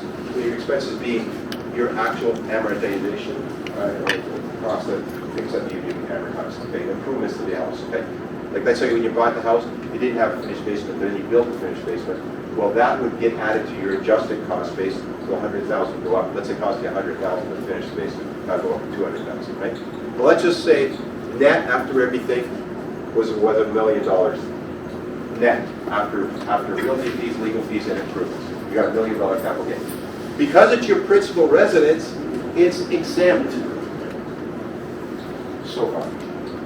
The reason I say so far is because, okay, in Toronto they've done an interesting thing. Okay, they don't call it capital gains tax. They're really creative in terms of what they call it. What they're calling it, and they're saying your estate. If the value of your property in Toronto is above a certain number, then there's going to be an estate tax. They call it a surtax for high net worth individuals, right? But here's the interesting thing. I listened to Jerry Agar. Everyone listen to Jerry Agar? Okay. He was having this interview with this tax specialist, and tax specialist happened to be talking about Toronto. And he was incensed that they slid this in under there, saying that if your estate was on the call, your estate was like $2.7 million for the property, then or higher, then there's just going to be this little, as the politician put it, this little surtax just for those houses. It's not going to, over 97% of Torontarians, it's not going to affect them, so no big deal. He says it's a big deal because and no one's protesting it because they haven't got a clue what the guy just said, right? But what they're going to do is when even though it's a principal residence, when it passes to the estate, they're going, oh, because it's above a certain threshold, and then it goes, then they're going to lower it by, and it's going to go from 2.7, 2.6, 2.5, and eventually, what happens to the average price in Toronto? It's just like any major city, it goes up. So eventually, the vast majority, and eventually everybody, or more than 50%, are going to be above that threshold. And yet, it's not called capital gains tax, and it's not called an estate tax. They called it something really clandestine. But my point was, you can never trust a politician. Never trust a tax person, and never trust a politician. Okay? So, but that's one thing that you could do. Now, here's the other thing.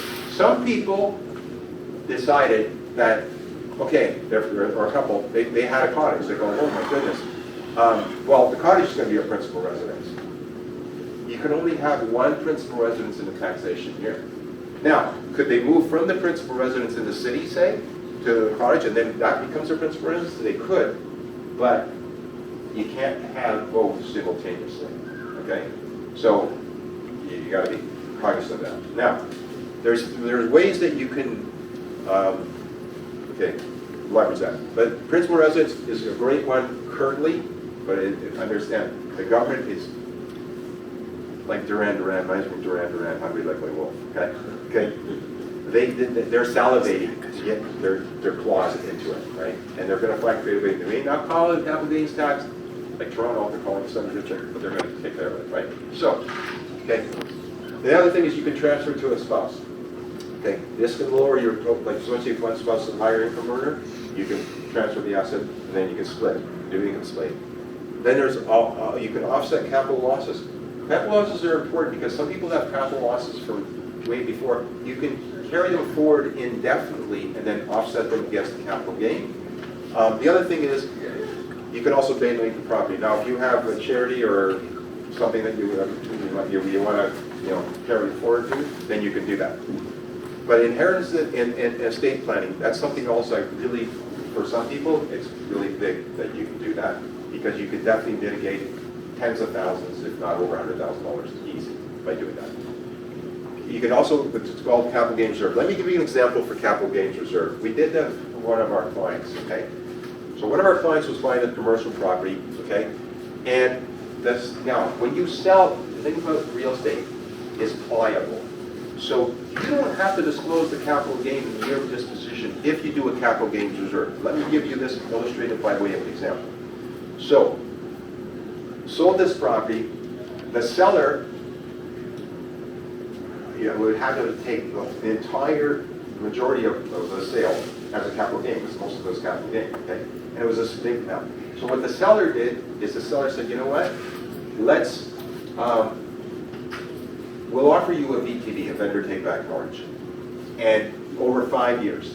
And I'll just take increments like 1/5 of this amount over the 5 years. That way he only had to show 1/5 of that capital gain every year for 5 years. You spread it over 5 years. The amount that went on the VTB mortgage, right? And he also charged the below street rate, below bank rate of the mortgage. Now you're thinking, is that guy very smart? That guy's very smart. Because what he saved on the interest on the seller, okay, we were representing the buyers at that point, right? And it was a win for the buyers, obviously, because we're able to get him a mortgage less than what he could get at RBC at the time, right? And he's going like, he's questioning us, why would the seller give me a lower rate? It's a private mortgage. And I said, yeah, but look what he's saving. He's saving tens of thousands of dollars in capital gains tax every year. And he's spreading it out over 5 years. This guy's very, very smart, right? So should we go for it? Of course we should go for it. I know you can get the money at RBC, but why get the money at RBC when you get the money from the bank of the seller?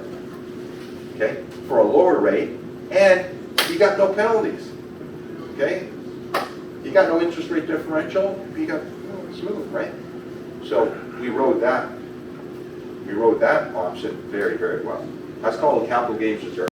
So think about that. So now again, looking, if you're in the top marginal tax bracket, this is automatically you should be doing this.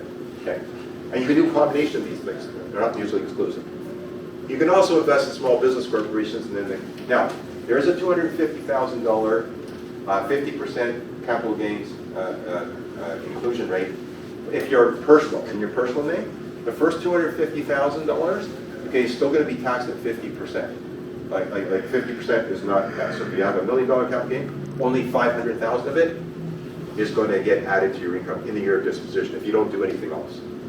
But every amount over the $250,000 personal, that's taxed at 66.67%. Okay? And did they ask anybody in this room for permission? They just did. Right? But they said how great they are and they're going to create jobs and do these things with housing, and it's a bunch of talk. Okay? Government doesn't have a good track record of housing. Say one, please. Section 85 roll over if you have it in the corporations. Hold the property until death. That's the other thing. You don't trigger a capital gain for real estate as long as you're breathing, living, okay, or you don't sell the property. Okay, so they're saying hold it until you die. Now then your estate will have the issue, but think about it. That net worth budget, okay, will keep on growing, snowballing, tax deferred until the end. Rod alluded to earlier, the U.S. has what's called a 1040 exchange, a 1030 exchange, which is an exemption, right? Which is basically you can roll over your capital gain when you sell a property and not have to pay it and just keep on deferring it. Just like we do in RSPs, but they can do that outside of RSPs. Okay? They can just keep on rolling it over again. That creates more excitement for the investor in the U.S. I have some investments in the U.S. and obviously I'm excited about that because I don't have to keep paying tax. I can just keep on growing that snowball as big as possible. And then at the end, fine. But now I've got a lot more to work with, right? Versus them eating my capital every single time I make an exchange. Okay? Right? That's huge. You can also use a derivative of RSPs or TFSAs. I highly recommend the TFAs and the RSPs. Why? TFSAs because it's the only way that you can earn income legally and not pay any tax on it. So maximize your TFSA for sure. The RSPs, understand that's a tax deferral. And December 31st of the year you return 71, we have to take it out of the RSP, we can put it into the RIF, and we've got 20 years to do that, right? That still makes sense. And now obviously, never exclude professional advice because everyone's tax situation is different, but there are things that you can do to lower your taxes. Always do a cost-benefit analysis. Like if, for example, if your professional advice is going to cost $10,000, just as an example, but it's going to save you more than $10,000, it makes sense to do it. Okay? But if it costs you $10,000 and you're only going to save $3,000, that's called an expense. Okay? A very expensive one. Okay, next. Okay. Now, if the example I gave, $1 million net capital gain for individual top tax rate is 53.53% in Ontario. Okay? So, what is capital gains tax? It's the tax paid to investor upon selling the asset. Okay? I just think that this graphic is a little, well, it's very kind to the CRA. Okay? Because it shows like it's a small slice of the cake. But it's not. 53% is over half. Okay? But with the inclusion rate of 66.67, that means 1/3 of it is not taxed, about $250. 2/3 of it taxed. And I just want to ask the question, did anybody have the CRA pay for the maintenance of your investment properties? How about pay the interest on your mortgages? How about the upkeep on your properties? How about paying your property taxes? How about your utilities? Did the CRA benefit or participate in any way? So then why are they getting more? Because they can. Because they're unaccountable. I'm not a CRA fan. I think I made that very clear. Okay? Great. Now, how many have a guess on $1 million capital gain, what this last budget change made? Okay, for $1 million capital gain, how much more in capital gains tax can you guess you'll have to pay the CRA because of this small change, according to Christina Freeland? 13.40 more. Percentage, guys, but as in dollars. Give me a dollar figure. Anyway. 150,000. How much? 150,000. Yeah, I really could tee that up pretty well. Okay. Any other guesses?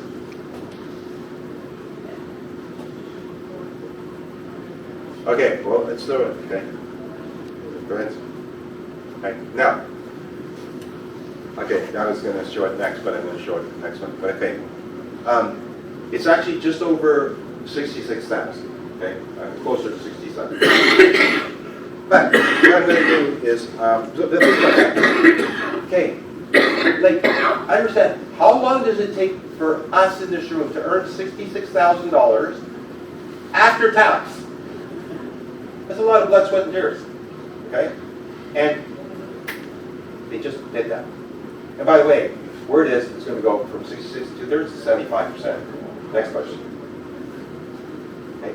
This is the country we're living in. Sorry? It didn't go through as a June. Isn't it deferred? It's June 25th. Isn't it deferred?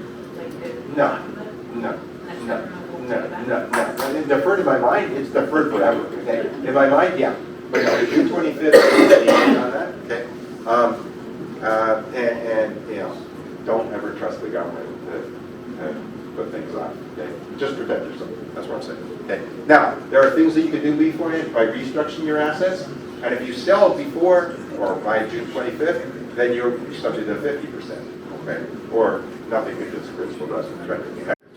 Now, okay, I have a riddle here because I want to stimulate your minds here. Okay. So a man was at a carnival. He went to a booth where the boy said, if I print your exact weight on this piece of paper, you have to give me $50. Yet if I can't, I'll pay you $50. So the man says, he doesn't see any scale, so he agrees. And in his mind, the man thinks, no matter what the carnival guy, boy, writes, he'll just say he weighs more or less. In the end, the man ended up paying the boy $50. How did the boy win the bet? Lord. The boy didn't lie. The boy told the truth.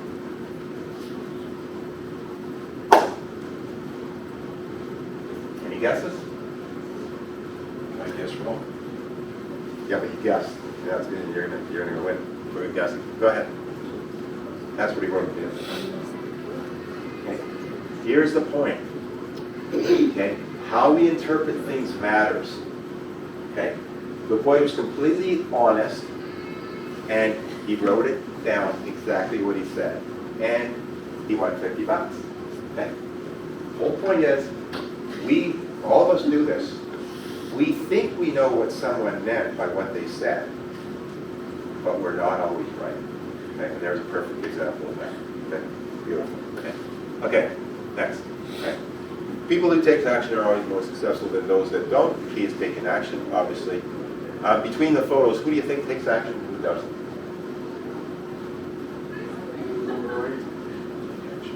Which one? The ones on the right take Taking action, exactly right. Yeah, exactly right. Awesome. Okay, next. Okay. Robert Ringer wrote a book on it. I love this book. I love Robert Ringer, the author. And basically, he's proven in the book that nothing happens until you take action. You can think about a lot of things, but until you take action, nothing happens. Okay, which is awesome. But next. So I wrote this book to help to guide people to gain financial freedom and knowledge, right?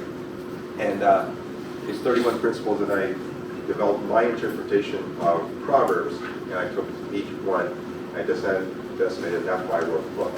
Okay, so some people have gotten really great leverage out of this, and the whole point is, yeah, that's great, because they understand they took action with what they learned. Okay, and so I'm just really grateful for getting that done.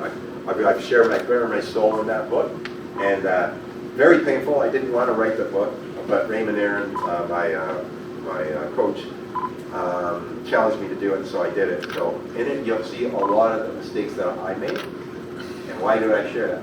So that you don't make the same mistakes. Okay, next. Okay, and that's another one that I wrote. And after that, it's good. Okay, next. And that's another one. And that's specifically for real estate. Well, so got that too. Go ahead. Go ahead. It's a trilogy. Go ahead. Okay. So, so that's what I have today to share with you, because we got to get the room up. But I just wanted to thank you for everyone coming in, and also if you do be so kind by giving us a 5-star Google review on Google, we much appreciate it. And also, Peter K is the videographer here. If you could give a couple of words here in terms of how the content that you got out of this, we'd be much appreciated.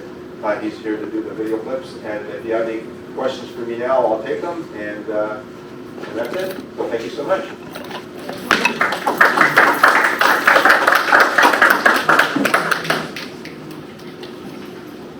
Okay. Okay. You have some questions, sir?